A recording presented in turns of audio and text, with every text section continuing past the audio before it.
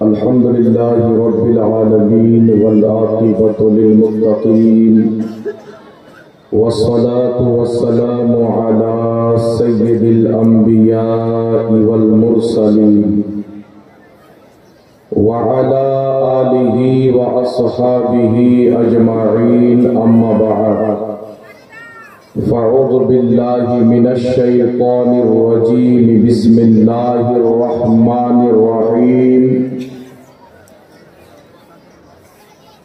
يا أيها الذين آمنوا اتقوا الله وكونوا مع الصادقين صدق الله المولانا العظيم وصدق بلغنا رسوله النبي الأمين المتين المعين المبين الكريم ونحن على ذلك لمن الشاهدين والشاكرين والحمد لله رب العالمين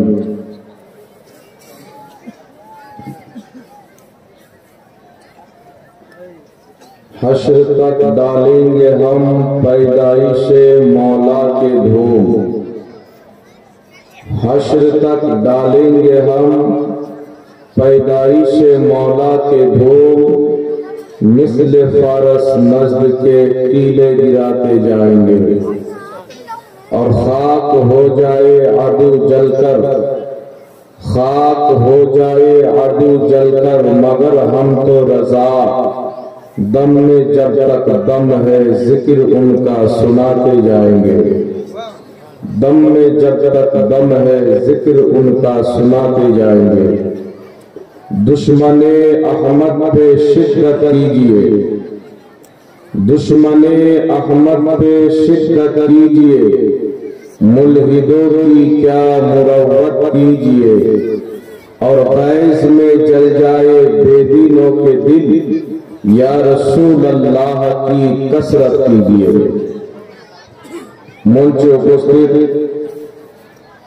सम्मानित उलमाए किराम, हाज़रीन मजलिस, इस्लाम दरदी भाई ও বাবুজিরা, সকলকে আমার আন্তরিক সালাম ও শুভেচ্ছা জানিয়ে মহান রব্বুল আলামিনের মহান দরবারে তার মহান নবীর ওসিলা দিয়ে দোয়া করি যেন আল্লাহ পাক আমাদের সকলের হাজিরিকে নিজের পাক দরবারে কবুল করেন। সকলে বলুন আল্লাহুম্মা আমিন। আলহামদুলিল্লাহ, সমস্ত তারিফ ও প্রশংসা গুণগান মহান রব্বুল আলামিন ওয়াহদাহু লা শারীকের জন্য, যে আল্লাহ ব্যতীত কেউ ইবাদতের যোগ্য নয়, যে আল্লাহ ব্যতীত কেউ সাজদা পাওয়ার যোগ্য নয়, যে মহান রব্বুল আলামিনের জাত ও সিফাতে কোন রকমের কোন শরীক বা অংশীদার নাই, সেই মহান রব্বুল আলামিন ওয়াহদাহু লা শারীকে অগণিতবার অসংখ্যবার শুকরিয়া আদায় করি, যিনি আমাকে আপনাকে জান্নাত জাহান্নামকে লৌহ কলম আরশে আযমকে কুল কায়নাতকে সৃষ্টি করেছেন এবং তার সৃষ্টির মধ্যে সর্বশ্রেষ্ঠ মুহাম্মদুর রাসূলুল্লাহ সাল্লাল্লাহু তাআলা আলাইহি ওয়া আলিহি ওয়াসাল্লামের আমাদেরকে উম্মত বানিয়েছেন। তাই সকলে মহব্বতের সহিত অন্তরের স্থল থেকে আল্লাহর শুকরিয়া আদায় করি। সকলে পাঠ করুন আলহামদুলিল্লাহ।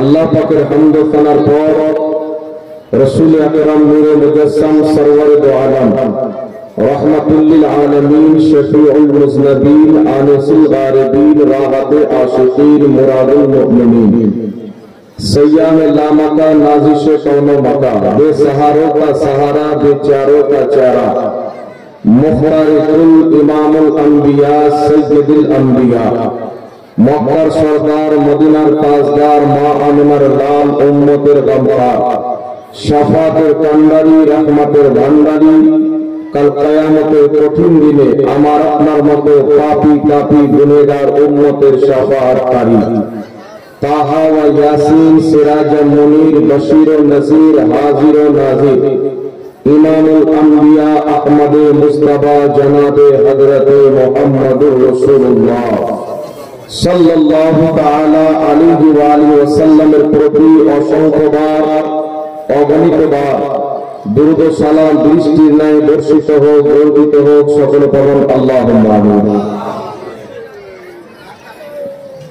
ব্রাদার ইসলাম, আজকের এই পবিত্র জলসা আল্লাহ তাবারক ওয়া তাআলার প্রিয় হাবিব সাল্লাল্লাহু তাআলা আলাইহি ওয়া আলিহি ওয়াসাল্লামের অসংখ্য হাদিস ইমাম ইবনে হাজার আসকালানী রাহমাতুল্লাহ আলাইহি বলেন, আল্লাহর নবী সাল্লাল্লাহু আলাইহি ওয়াসাল্লামের হাদিসের সংখ্যা যেমন বালি কাপড়ের সংখ্যা।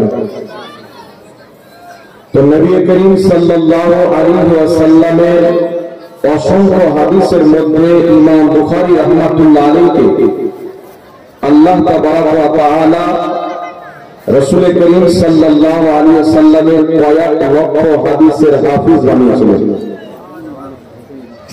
সেই ইমাম বুখারী রাহমাতুল্লাহ আলাইহি নিজের কিতাব সহিহুল বুখারী, যে কিতাবের আসল নাম হলো আল জামিউল মুসনাদ আস-সহিহ আল মুখতাসার মিন উমুর রাসূলিল্লাহ সাল্লাল্লাহু আলাইহি ওয়াসাল্লাম ওয়া সুনানিহি ওয়া আয়ামিহি, এটা হচ্ছে বুখারী শরীফের আসল নাম। ইমাম বুখারী রাহমাতুল্লাহ আলাইহি একজন শুধু মুহাদ্দিস নয়, একজন বিখ্যাত আল্লাহ পাকের ওলি ছিলেন, একজন বিখ্যাত মুস্তাহিদ ছিলেন, ফকিহ ছিলেন, এবং সাথে সাথে ইমাম বুখারী রাহমাতুল্লাহ আলাইহির সবচেয়ে বড় বৈশিষ্ট্য হলো যে তিনি সচ্চা পাক্কা আশিকে রাসূল ছিলেন, যার কারণে জিনার কিতাবকে উম্মতে মুসলিমা কুরআনুল কারীমের পর সবচাইতে বেশি ফজিলতপূর্ণ কিতাব মনে করেন আহলে সুন্নাত ওয়াল জামাতের উলামায়ে আহলে সুন্নাত এবং আওয়ামে আহলে সুন্নাত। সেই কিতাব ইমাম বুখারী রাহমাতুল্লাহ আলাইহি যখন লিখতে আরম্ভ করলেন, একটা কথা মনে রাখবেন, আমার নবী সাল্লাল্লাহু আলাইহি সাল্লামের সহিহ হাদিস অসংখ্য রয়েছে। বর্তমানে কিছু মৌলবি শুনতে পাওয়া যায়, বলতে চাই যে আল্লাহর নবীর মাত্র 30,000 সহিহ হাদিস আছে। বলে নাউজুবিল্লাহ। বলে যে আল্লাহর নবী সাল্লাল্লাহু আলাইহি ওয়াসাল্লামের মাত্র 30,000 সহিহ হাদিস রয়েছে, কিন্তু ইমাম বুখারী বলেন যে আমি আল্লাহর হাবিব সাল্লাল্লাহু আলাইহি ওয়াসাল্লামের কয়েক লক্ষ হাদিস মুখস্থ জানি, তার মধ্যে 1 লক্ষ সহিহ হাদিস জোরে বলে সুবহানাল্লাহ। তাহলে আমার আপনার নবী সাল্লাল্লাহু আলাইহি ওয়াসাল্লামের যদি একজন উম্মত, একজন মুহাদ্দিস ইমাম বুখারী শুধু 1 লক্ষ হাদিস মুখস্থ জানেন, তাহলে ইমাম মুসলিমও জানতেন, ইমাম আবু দাউদও জানতেন, ইমাম ইবনে আবি শাইবা জানতেন, ইমাম সিরিন জানতেন, তাহলে ইনারা কত জানতেন? তাহলে যেই ব্যক্তি বলে যে আল্লাহর নবীর মাত্র 30,000 সহিহ হাদিস আছে, নাম যদি আহলে হাদিস দেয় মনে করতে হবে এই হচ্ছে হাদিস চোর, হাদিস মান্যকারী নয়। তো ইমাম বুখারী রাহমাতুল্লাহ আলাইহি বলেন আল্লাহর নবী সাল্লাল্লাহু তাআলা আলাইহি ওয়া সাল্লামের 1 লক্ষ সহিহ হাদিস আমি মুখস্থ জানি, তার মধ্যে মাত্র কয়েক হাজার হাদিস ইমাম বুখারী রাহমাতুল্লাহ আলাইহি বুখারী শরীফের মধ্যে লিপিবদ্ধ করেছেন। তিনি কত বড় আশিকে রাসূল ছিলেন, যখন বুখারী শরীফ লিখতে আরম্ভ করলেন তো আল্লাহর নবী সাল্লাল্লাহু আলাইহি ওয়াসাল্লামের প্রত্যেকটা হাদিস লেখার পূর্বে তিনি একবার গোসল করতেন, সুন্নাত তরিকাতে গোসল করতেন, 2 রাকাত নামাজ পড়তেন, তারপর আমার আপনার নবী সাল্লাল্লাহু আলাইহি সাল্লামের একটা হাদিস লিখতেন। জোরে বলুন সুবহানাল্লাহ। ব্রাদার ইসলাম, এখানে একটা বুঝার পয়েন্ট রয়েছে যে ইমাম বুখারী রাহমাতুল্লাহ আলাইহি উনি শিয়া ছিলেন না, উনি রাফিজি ছিলেন না, উনি কাদিয়ানী ছিলেন না, মুতাজিলা ছিলেন না। ইমাম বুখারী রাহমাতুল্লাহ আলাইহি কানাকান আহলে সুন্নাত ওয়াল জামাত সুন্নি মুসলমান ছিলেন। বলুন সুবহানাল্লাহ। তার দলিল ইমাম বুখারী রাহমাতুল্লাহ আলাইহি যখন বুখারী শরীফ লিখতে আরম্ভ করলেন তো বুখারী শরীফ লেখার পূর্বে প্রত্যেকটি হাদিস লেখার পূর্বে একবার সুন্দর করে গোসল করতেন, 2 রাকাত নামাজ পড়তেন, তারপর একটা হাদিস লিখতেন। এখন আমার প্রশ্ন হচ্ছে পৃথিবীতে আল্লাহ নবী সাল্লাল্লাহু আলাইহি সাল্লামের হাদিসগুলিকে অসংখ্য কিতাবের মধ্যে মুহাদ্দিসিনে কেরাম লিপিবদ্ধ করেছেন। কিছু ইমাম বুখারী লিখেছেন, কিছু ইমাম মুসলিম লিখেছেন, কিছু ইমাম তিরমিজি লিখেছেন, তিনাদের পূর্বের ইমাম ইবনে আবি শাইবা কিছু লিখেছেন, ইমাম আহমদ বিন হাম্বল কিছু লিখেছেন, ইমামে আযম আবু হানিফা কিছু লিখেছেন।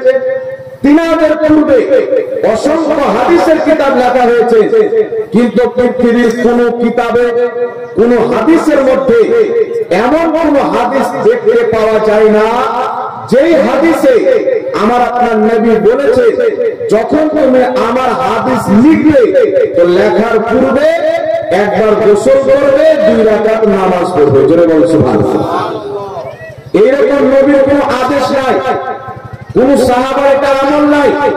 তাই ইমাম বুখারীকে জিজ্ঞাসা করেন, হুজুর আপনি নবী মুস্তাফার হাদিস লিখতে আরম্ভ করলেন, আর হাদিস লেখার পূর্বে 2 রাকাত নামাজ পড়লেন, একবার গোসল করলেন, 2 রাকাত নামাজ পড়লেন, তারপরে একটি হাদিস লিখলেন। তো নবী পাক সাল্লাল্লাহু আলাইহি ওয়াসাল্লামের হাদিস লেখার পূর্বে গোসল করা, 2 রাকাত নামাজ পড়া, প্রত্যেকটি হাদিস লেখার পূর্বে এই আমল আপনি কোথায় পেয়েছেন? এই আমল তো আমার নবী দেননি, এই আমল তো সাহাবা থেকে প্রমাণিত নয়, এই আমল তো তাবেঈ থেকে প্রমাণিত নয়, এই আমল তো কোনো মুহাদ্দিস থেকে প্রমাণিত নয়, এই আমল তো কোরআন পাকের আয়াত দ্বারা প্রমাণিত নয়।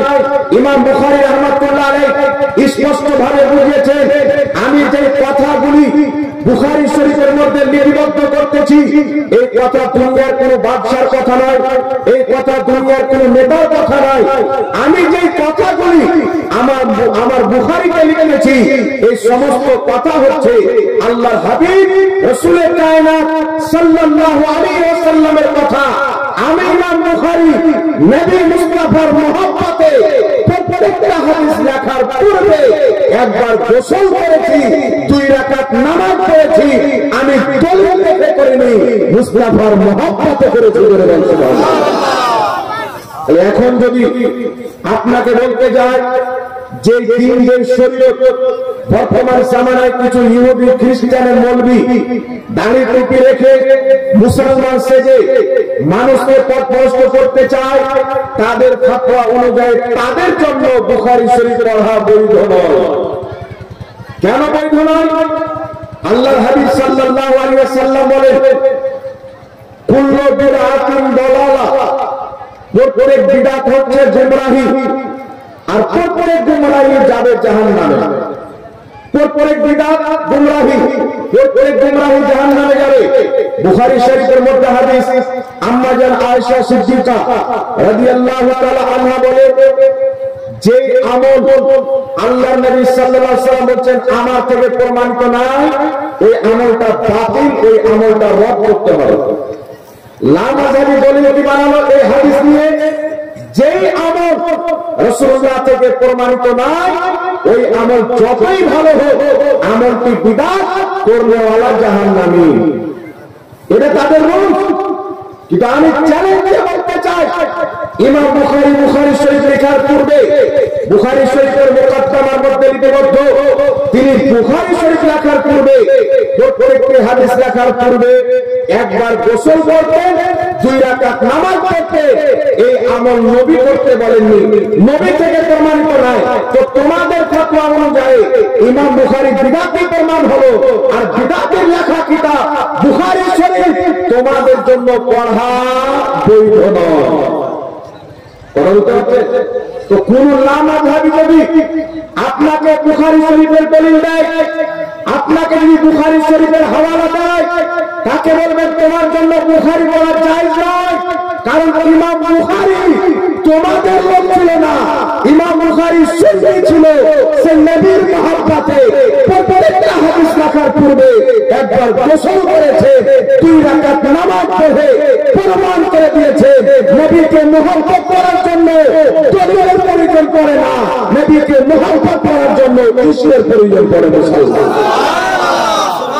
তাহলে তাদের ফতোয়া নিয়ে ইমাম বুখারী বিদআতি হলো কেন বাবা? যদি কেউ আপনাকে বুখারী থেকে রেফারেন্স দেন কোন লামাযহাবী, তাকে স্পষ্ট ভাবে বলে দেবে ইমাম বুখারী বুখারী শরীফ লেখার পূর্বে একবার গোসল করতেন, 2 রাকাত নামাজ পড়তেন। এটা কোন হাদিস দ্বারা প্রমাণিত? এটা কি আমার নবী বলেছে? করতে বলেছে? আগে এই দলিল দাও। যদি তুমি দলিল না দিতে পারো, তোমার কায়দা অনুযায়ী ইমাম বুখারী হবে বিদআতি। আর ইমাম বুখারী যদি বিদআতি হয়, বিদআতের লেখার কিতাব তোমরা পড়বে না, বিদআতের লেখার কিতাব আমাদেরকে বিদআতি বলো, আমরা পড়বো আলহামদুলিল্লাহ। স্পষ্ট প্রমাণ হয়ে যাবে। আর শুধু তাই নয়, ইমাম বুখারী শুধু এদের দৃষ্টিতে বিদআতি নয়, ইমাম বুখারী শুধু এদের ফতোয়া অনুযায়ী বিদআতি নয়। চলে আসেন বুখারী শরীফের পর মুসলিম শরীফ। মুহাদ্দিসিনে কেরাম বলেছেন কোন কোন বিষয়ে মুসলিম শরীফ বুখারীর চাইতে বেশি ফজিলতপূর্ণ। কোন কোন বিষয়ে ইমাম মুসলিম রাহমাতুল্লাহ আলাইহি, আপনি একটা কথা লক্ষ্য করে শুনেন, শরীয়তের মাসআলা, ইজমায়ে উম্মাহ, সমস্ত সাহাবা, সমস্ত মুহাদ্দিস, সমস্ত তাবেঈ, তাদের সকলের ঐকমত, যদি কোন দুরূদ নবী থেকে প্রমাণিত থাকে, হাদিসে থাকে, সেটাও পড়া ফজিলত। আর যদি মুহাদ্দিস থেকে প্রমাণ থাকে, নবী থেকে প্রমাণিত না থাকে, কোন মৌলবীর বানানো থাকে, কোন ইমামের বানানো থাকে, কোন মুহাদ্দিসের বানানো দুরূদ থাকে, সেটাও পড়া শরীয়তে যায়। এই বিষয়ে প্রত্যেক মুহাদ্দিস ঐকমত করে বলেন সুবহানাল্লাহ। সাহাবা ঐকমত, তাবী ঐকমত, প্রত্যেক মুহাদ্দিস ঐকমত। কিন্তু লা মাযহাবী পূর্বের সালাফগণকে বাদ দিয়ে, সাহাবায়ে কেরামকে বাদ দিয়ে, মুহাদ্দিসিনে কেরামকে বাদ দিয়ে ইংরেজদের দেওয়া তরিকা নিল, যে নবী থেকে প্রমাণিত ওটাই পড়া যায়, বাকি সমস্ত দুরূদ হচ্ছে বিদআত। তাই আমরা যে দুরূদ পাঠ করি শুরু করে আল্লাহুম্মা সাল্লি আলা ইব্রাহিম পাঠ করি, এই দুরূদটা তাদের নজরে হচ্ছে বিদআতি দুরূদ, দুরূদ নয়।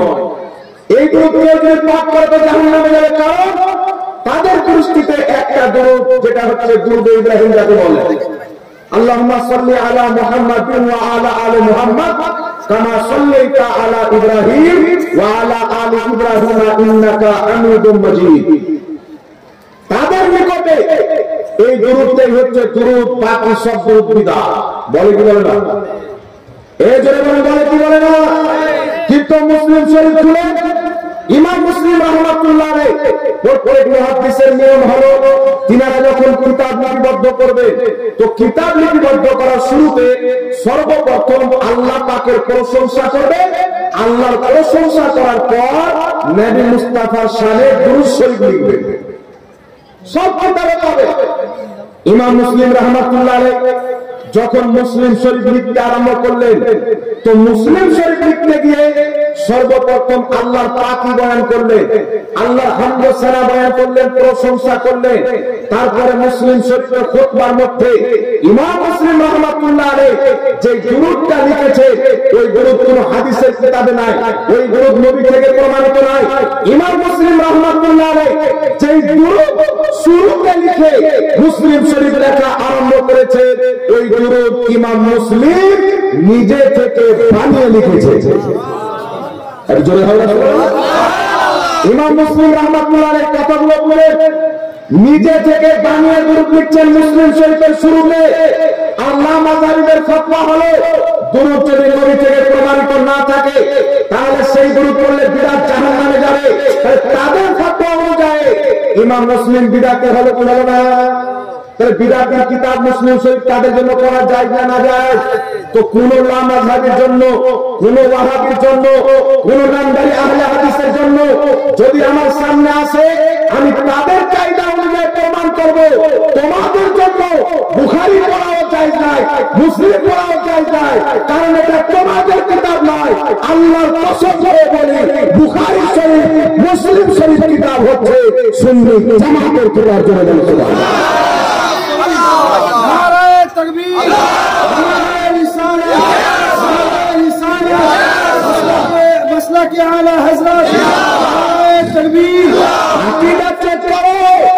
ইমাম বুখারী ওই আকীদা, যে আকীদা হলো সুন্নাত ওয়াল জামাতের আকীদা। ইমাম বুখারী ওটাই আকীদা, যে আকীদা সুন্নি জামাতের আকীদা। ইমাম বুখারী মুসলিমের ওটাই আকীদা, যে আকীদা বর্তমানে আহলে সুন্নাত ওয়াল জামাতের আকীদা। জোরে বলতে হবে সুবহানাল্লাহ। আপনারা বলেন বলেন ইমাম মুসলিম নিজে থেকে গ্রুপ বানালেন, তো লামাজারদের ফতোয়াদের বিদাতি হলে কি হলেন না? তাহলে বিদাতের লেখা কিতাব পড়তে লজ্জা শরম লাগে কি লাগে না? এই বেহায়াকে পড়া বাদ দিতে হবে কি হবে না? মায়ের দুধ পান করে থাকলে বুখারী পড়া বাদ দাও, মুসলিম পড়া বাদ দাও।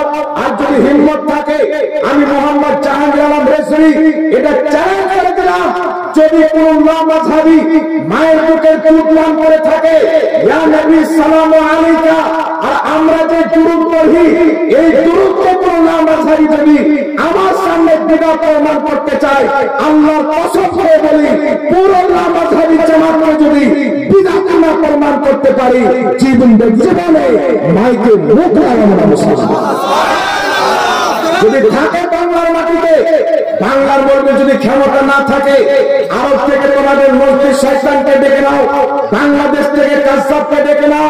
আমি চ্যালেঞ্জ করে বললাম, আমাদের কোন দুরূদকে যদি বিদআত প্রমাণ করতে আমাদের সামনে বসে যাও, তোমাদের সাত পিঁড়ি পর্যন্ত বিদআত প্রমাণ হবে, মুখ লুকানোর জায়গা খুঁজে পাবে। कागज का ये लिबास बदन से उतार दो, बारिश बरस गई तो मुंह कहां छुपाओ। तो इमाम बुखारी तो बुखारीতে বানানো দুরূদ লিখেছে, তো বুখারী কেন বলা হারাম? ইমাম মুসলিম মুসলিম শরীফে বানানো দুরূদ লিখেছে, মুসলিম শরীফটা বাদ দিয়ে দাও। শুধু তাই নয় মুসলমান শুনেন, লামাজারিদের সবচাইতে বড় ইমাম যার নাম হচ্ছে ইবনে তাইমিয়া। ইবনে তাইমিয়ার কয়েকটি কিতাব আলহামদুলিল্লাহ বাইরুত লেবানন থেকে আমি সংগ্রহ করেছি। তার একটি ফতোয়ার কিতাব, কিতাবটির নাম হলো মাজমুআ ফাতাওয়া। কি নাম? মাজমুআ ফাতাওয়া। সেই কিতাবের প্রথমে লামাযহাবীদের গুরু ইবনে তাইমিয়া খুতবার পরে যে দুরূদটা লিখছে, ওই দুরূদটা হাদিসের দুরূদ না, নিজের আব্বার ঘর থেকে বানিয়ে লিখছে। তাহলে তাদের বাপ বিদাতি হবে তো হলো না? এই জন্য আর বাবা যদি বিদাতি হয়, ইমাম যদি বিদাতি হয়, তার মাননেওয়ালা বিদাতি হবে কি হবে না? এখন মানুষকে বলতে চাই ইমাম মানা যাবে না, আবু হানিফাকে মানা যাবে না, ইমাম আহমদ বিন হাম্বলের ফতোয়া মানা যাবে না, ইমাম শাফিঈর ফতোয়া মানা যাবে না। কোরআন হাদিস থাকতে ফতোয়া কেন মানবো? তো সুপ্রিম কোর্ট থাকতে তুমি হাইকোর্ট কেন যাও? থানাতে কেন যাও? একটা কথা মনে রাখবে, মাযহাব ইমামদেরকে এই জন্য মানতে হবে যে তারা যেমন হাদিস বুঝতো পৃথিবীর বর্তমান জামানায় কেউ বুঝতে পারে না। সুতরাং ইমাম ইবনে হাজার আসকালানী নিজেই মাযহাব মানতেন। ইমাম বদরুদ্দিন আইনি হানাফি মাযহাবের মুকাল্লিদ, ইমাম জালালউদ্দিন সিয়ুতি শাফি মাযহাবের মুকাল্লিদ, ইমাম ইবনে হাজার আসকালানী শাফি মাযহাবের মুকাল্লিদ, ইমাম মুল্লা আলী কারি আহলে হাদিসের হাফিজ হানাফি মাযহাবের মুকাল্লিদ, ইমাম নববী রাহমাতুল্লাহ আলাইহি শাফি মাযহাবের মুকাল্লিদ, ইমাম ইবনে কুদামা হাম্বলি মাযহাবের মুকাল্লিদ, ইমাম কাজী আয়াজ মালিকি মাযহাবের মুকাল্লিদ।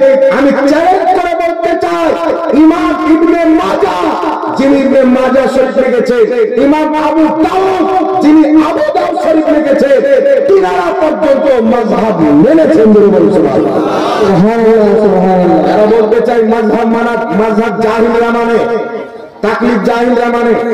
বিমল দাসের বেটা, জলমের বিমল দাসের বেটাকে দেখছি একটা হাদিস পেশ করেছে, সুনানুল কুবরা লিল বাইহাকি, বাইরুত লেবানন থেকে যে কিতাবটা ছাপা হয়েছে সেই কিতাবটা আমি খরিদ করেছি আলহামদুলিল্লাহ। একটা হাদিস বলছে কি, আল্লাহর নবী সাল্লাল্লাহু আলাইহি সাল্লাম বলেছেন, তোমরা কোন ব্যক্তির তাকলিদ করিও না। একটা কথা মনে রাখবেন, কোন ব্যক্তির তাকলিদ করে না। আমি যদি ব্যক্তিগত কোনো কথা বলি এখানে কেউ মানবে না। কার তাকলিদ করা হয়? মুজতাহিদদের তাকলিদ করা হয়। তাকলিদের নিরসন বলে একটি বিমল দাসের বেটা কিতাব লিখেছেন তাকলিদের ব্যাপারে। সেই কিতাবের মধ্যে লিখছে যে তাকলিদ কাকে বলে? বিনা দলিলে কোন মুজতাহিদের কথা মেনে নেওয়া, এর নাম হচ্ছে তাকলিদ।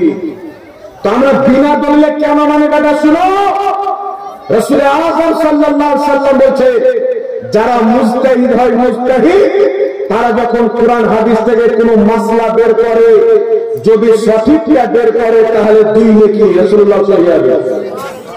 মুজতাহিদদেরকে আমরা বিনা দলিলে কেন মানি? এর মানে এটা নয় যে দলিল নাই। আলহামদুলিল্লাহ এখনই আপনাদের সম্মুখে দলিল পেশ করা হবে। আমরা মুজতাহিদদের তাকলিদ অবশ্যই বিনা দলিলে ইমাম গাজ্জালী রাহমাতুল্লাহ আলাইহি নিজের কিতাব আহইয়া উলুমুদ্দিনের মধ্যে লিখেছে, তাকলিদ হচ্ছে কোন মুজতাহিদের তাসদীদকে, মুজতাহিদের ইজতিহাদকে বিনা দলিলে বিশ্বাস করে নেওয়ার নাম হচ্ছে তাকলিদ। এখন প্রশ্ন হলো, হুজুর নবীর কথা ব্যতীত অন্য কারোর কথা বিনা দলিলে কি করে গ্রহণ করতে পারি? তবে একটা লক্ষ্য করবেন, আল্লাহর নবী সাল্লাল্লাহু আলাইহি সাল্লাম এই মুজতাহিদদের ভবিষ্যৎবাণী পূর্বে করে দিয়েছে। আল্লাহর নবী বলছেন, যখন কোন মুজতাহিদ কোরআন এবং হাদিস থেকে ইজতিহাদ করে মাসলা বের করে, পরিশ্রম করে মাসলা বের করে, সময় ব্যয় করে মাসলা বের করে, ইজতিহাদ করে, আর সেই মাসলা বের করতে গিয়ে যদি সঠিকটা বের করে তাহলে এক নেকি পাবে, আর যদি ভুল করে সঠিকটা বের করে 2 নেকি পাবে, আর যদি ভুল করে তাহলে 1 নেকি পাবে। কথা বুঝতে পারছেন না? আল্লাহর হাবিব বলছেন, যখন মুজতাহিদ কোরআন হাদিস থেকে ইজতিহাদ করে মাসলা বের করবে, যদি ওই ব্যক্তি সঠিকটা বের করে আল্লাহ তাকে 2 নেকি দিবে, আর যদি ভুল করে তাহলে 1 নেকি পাবে। এটা একমাত্র মুজতাহিদদের জন্য আমার আপনার নবী বৈশিষ্ট্য দান করেছেন, যেন বলতে হবে সুবহানাল্লাহ। তাহলে কেউ যদি কোন মুজতাহিদের ইজতিহাদকে মানে, তিনার ইজতিহাদ যদি খাতা হয় তার মানা ভুল হবে না, 1 নেকি পাবে, আর যদি সঠিক হয় তাহলে 2 নেকি পাবে। কিন্তু যখন কেউ মাযহাব মানবে না তো পাগলা কুকুরের মতন হয়ে যাবে। যেমন লামাজাবি হয়েছে, কেউ বলছে কোরআন হাদিসের তাবিজ করা যায়, কেউ বলছেন কোরআন হাদিসের তাবিজ করা শিরক। ওদের মধ্যে যেমন দেখবেন একটা গরু যখন মারা যায় তো দুটো একটা পাগলা কুকুর গিয়ে কেউ কেউ কেউ কেউ করে, এদিক টানাটানি করে, ওদিক টানাটানি করে। তো এদের মধ্যে জয়টা মৌলবি একটা মাসলাতে কয় রকম মত। কাযযাবী ইহুদি বলছে গরু দিয়ে আপনার আকীদা চলবে না, আর জাকারিয়া বলছে যে গরু দিয়ে আকীদা চলবে।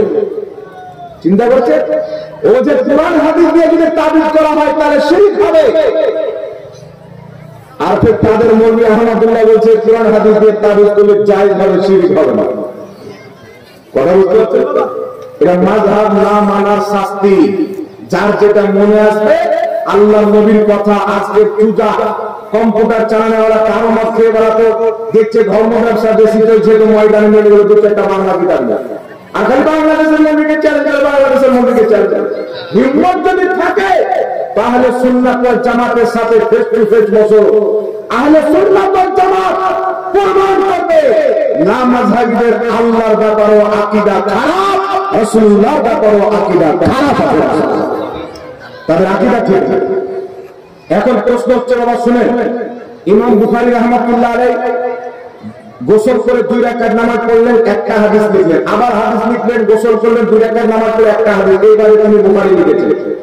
ইমাম মুসলিম রাহমাতুল্লাহ আলাইহি নিজের বানানো দুরূদ মুসলিম শরীফের মধ্যে লিখেছে। তাহলে লামাযহাবীদের ফতোয়া অনুযায়ী এরা বিদআতি হবে কি হবে না?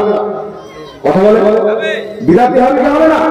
তাহলে এরা যদি মুসলমান থাকে, মুনাফিক না থাকে, তাহলে নিজের ফতোয়া অনুযায়ী তাদের জন্য বুখারী পড়াও জায়েজ নাই, মুসলিম শরীফ পড়াও জায়েজ নাই। এদের নিকটে ইমাম মানা যাবে না, কিন্তু ইমাম ইবনে মাজাহ নিজেই মুকাল্লিদ ছিলেন, ইমাম আবু দাউদ নিজেই মুকাল্লিদ ছিলেন, এমনকি যে তাদেরই গুরু নাসিরউদ্দিন আলবানী ইমাম তিরমিজিকে পর্যন্ত মুকাল্লিদ লিখেছে। তাদের জন্য আবু দাউদ পড়াও জায়েজ নাই, তিরমিজি পড়াও জায়েজ নাই, ইবনে মাজাহ পড়াও জায়েজ নাই। লাস্টে বোঝা যাবে সেহায়ে সিত্তার কিতাব তাদের জন্য নয়, সেহায়ে সিত্তার কিতাব হচ্ছে সুন্নি হানাফিদের জন্য বলে বলেছে। কথা আমার বলতে পারছেন না? মার্কেটে কিন্তু চুজা গেছেন। আমি বলেছিলাম দুয়া তাবিজ করার নবী ও সুন্নাত, সাহাবার সুন্নাত। সুন্নাত মানে হচ্ছে তরিকা, নবীর তরিকা, সাহাবার তরিকা। কেন বলেছিলাম? ঝাড়ফুঁক আমার নবী করেছে, সাহাবা করেছেন, নবী সমর্থন করেছে। আল্লাহ হাবিব সাল্লাল্লাহু আলাইহি সাল্লামের হাদিস বুখারী শরীফের মধ্যে সাহাবায়ে কেরাম একটা ছাগলের দলের মালিককে সাপ দংশন করলো। তো সাহাবাকে বলছেন, আপনাদের মধ্যে কেউ যদি দোয়া তাবিজ করতে জানেন, দম করতে জানেন, তাহলে আমাকে দম করে ঠিক করে দেন। তো সাহাবা বললেন, তোমাকে ঠিক করবো, তবে একটা ছাগল দিতে হবে। বলেন ঠিক আছে, ছাগলগুলো আমাকে ঠিক করেন। সূরাতুল ফাতিহা পড়ে তিনারা দম করলেন, ফু মারলেন, ওই ব্যক্তি ঠিক হয়ে গেল। ছাগল নিয়ে সাহাবায়ে কেরাম আমার নবীর কাছে আসলেন, বুখারী হাদিস। ইয়া রাসূলুল্লাহ, ইয়া হাবিবাল্লাহ, আমরা দম করে ঝাড়ফুঁক করে একটা ছাগল নিয়েছি, তো ছাগলটার লেওয়া কি আমাদের বৈধ হয়েছে? আল্লাহর নবী বললেন, ঠিক করেছো, আমারও অংশ রাখিও। সুবহানাল্লাহ। ঠিক করেছো, আমার ভাগ রাখিও। বুখারী শরীফের হাদিস। আমার আপনার নবী দম করা, ঝাড়ফুঁক করাকে সমর্থন করেছেন কি করেননি? একটু জোরে বলে করেছেন কি করেননি? আর নবী পাক সাল্লাল্লাহু আলাইহি সাল্লামের সামনে সাহাবা যদি কোনো কাজ করে, আমার নবী যদি সেটাকে সমর্থন করেন, সেটাকে বলা হয় হাদিসের তাকরিরি। হাদিসের তাকরিরি দ্বারা স্পষ্টভাবে প্রমাণ হয়ে গেল, কোন ব্যক্তি যদি ঝাড়ফুঁক করে, তাবিজ করে, কোন ব্যক্তি খুশিতে টাকা দেয়, কোন মৌলভী সাহেব যদি নেয়, এটা নাজায়েজ হবে না। এটা বুখারীর হাদিস দ্বারা প্রমাণিত, সাহাবায়ে কেরামের তরিকা ধরে বলে। সুবহানাল্লাহ। এখন আমি এক জায়গাতে বলেছি তাবিজ করা সাহাবায়ে কেরামের সুন্নাত, তো কিছু বিল থেকে চুদা রয়েছে, বিল থেকে চুদা রয়েছে, ওদের কোন বাপের হিম্মত নেই আমাদের সাথে বসবে। আমি বুক করি আলহামদুলিল্লাহ, আমরা তো ইমাম আহমদ রাজা সৈনিক, ইমাম আহলে সুন্নাতের খাদিম। এই পৃথিবীর মাটিতে কোন লামাযাবির হিম্মত নাই যা আমাদের সামনে তাবিজ নিয়ে বসে যাবে। তাবিজকে শিরক করে থাক, অবৈধ প্রমাণ করে দিবে, এইরকম ক্ষমতা কোন লামাযাবি নাই। যদি হিম্মত থাকে, বিমল দাসের বেটাকে টেনে নিয়ে এসো উমরপুরের মাটিতে, সরাসরি বসো, আমরা সহিহ হাদিস দ্বারা প্রমাণ করব, মুহাদ্দিস দ্বারা প্রমাণ করব, সালফে সালেহিন দ্বারা প্রমাণ করব, কোরআন এবং হাদিসে লিখিত দোয়া, বর্ণিত দোয়া লিখে তাবিজ গলাতে ঝুলানো, হাতে বাঁধা, এটা শুধু চাই নয়, বরং তার মাধ্যমে আল্লাহ পাক মানুষের অসুখ বিসুখকে দূরে সরিয়ে দেয় বলে বলতে হবে। কথা বুঝতে পেরেছেন বাবা? আমি তাবিজের কথা বলেছি, তো কয়েকটা চুজা বেরিয়ে গেছে। আমার বক্তব্য হচ্ছে, যাকে বাড়ির স্ত্রী চিনে কিনা গ্যারান্টি নেই, তার সাথে বলে তার নাম নিয়ে আমাদের কোনো প্রয়োজন কোন নাই। একটা আপনার পাকড়ের দিকে একটা গাধা ছেলে আছে, বকরি, খুব ফাড় করছিল। একবার গিয়ে ওকে বসে চলে এসছে, ওর বাড়ির লোক বুঝে গেছে এই হচ্ছে ফালতু লোক। তো ফালতু লোক নয়, তোমরা যার মুকাল্লিদ বিমল দাসের বেটা, তাকে বসা। আলহামদুলিল্লাহ, তোমাদের আর আমাদের তকদিরের মধ্যে তফাৎ হচ্ছে। তোমরা বিমল দাসের বেটার তাকলিদ করো, আমরা ইমামে আযম আবু হানিফার তাকলিদ করি। জোরে বলো সুবহানাল্লাহ। তোমাদের আমাদের তকদিরের ব্যাপার, আমরা ইমামে আযম আবু হানিফার তাকলিদ করি। তোমরা বিমল দাসের বেটা জাহিলের তাকলিদ করো, তোমরা কাসসাব বিন ইহুদির তাকলিদ করো, তোমরা কোন ডক্টর মাস্টারের তাকলিদ করো। আর আল্লাহর কসম খেয়ে বলি, আহলে সুন্নাত ওয়াল জামাতের নামাজকে বাতিল বলো, আহলে সুন্নাত ওয়াল জামাতের নামাজকে বিদআতি বলো, আহলে সুন্নাত ওয়াল জামাতের আমলকে বিদআতি বলো। যেই দিন সামনে বসে যাবে, সারা পৃথিবী জমিন পর্যন্ত সাক্ষী হয়ে যাবে, আসমান পর্যন্ত সাক্ষী হয়ে যাবে। এই পৃথিবীর মাটিতে এমন কোন ব্যক্তি, এমন কোন মৌলবী, এমন কোন বক্তা জন্ম হয়নি, কিয়ামতের সকাল পর্যন্ত জন্ম হবে না, যে উলামায়ে আহলে সুন্নাত হানাফিদের নামাজকে বিদআতি প্রমাণ করতে পারবে। তবে আমি চ্যালেঞ্জ করলাম, আলহামদুলিল্লাহ আমি প্রমাণ করব, লামাযহাবিদের নামাজ হচ্ছে বিদআতি নামাজ, হানাফিদের নামাজ হচ্ছে সুন্নতি নামাজ।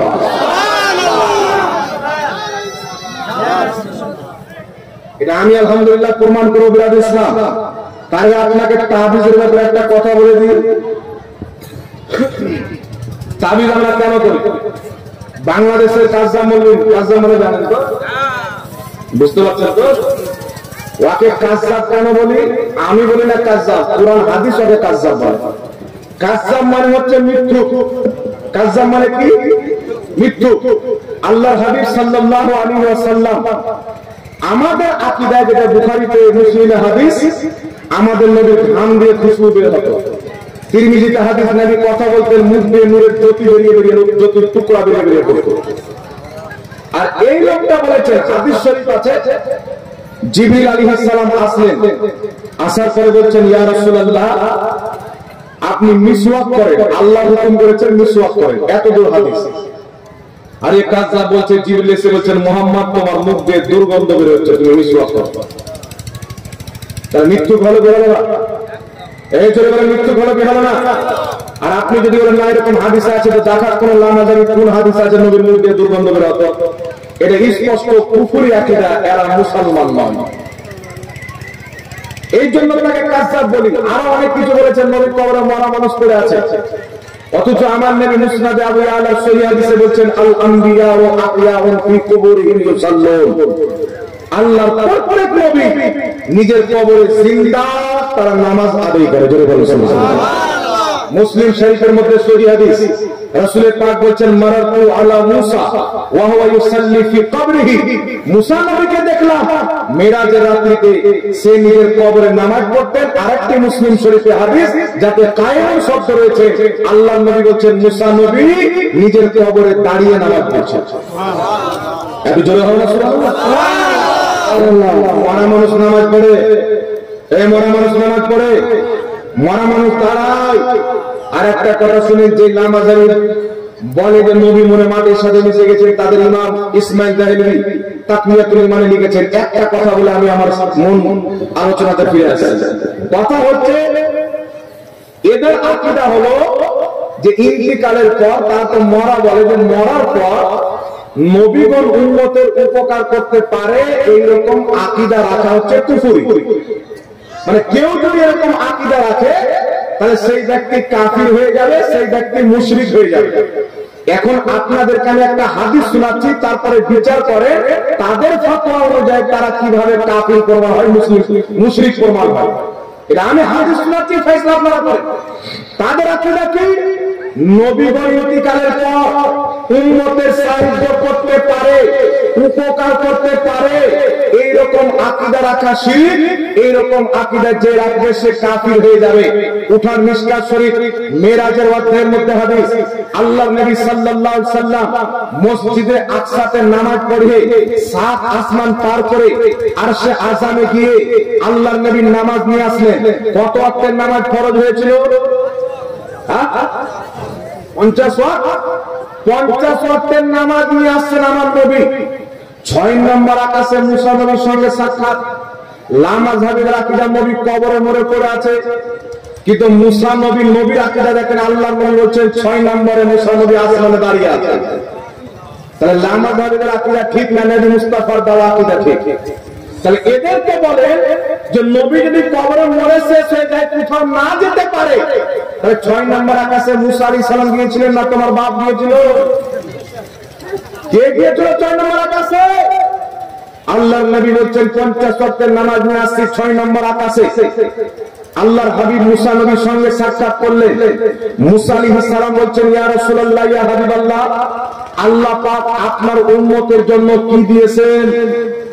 এটা একবারে সহিহ হাদিস, একে সহিহ বলার প্রয়োজন নেই, লামাযহাবীরাও সহিহ হাদিস।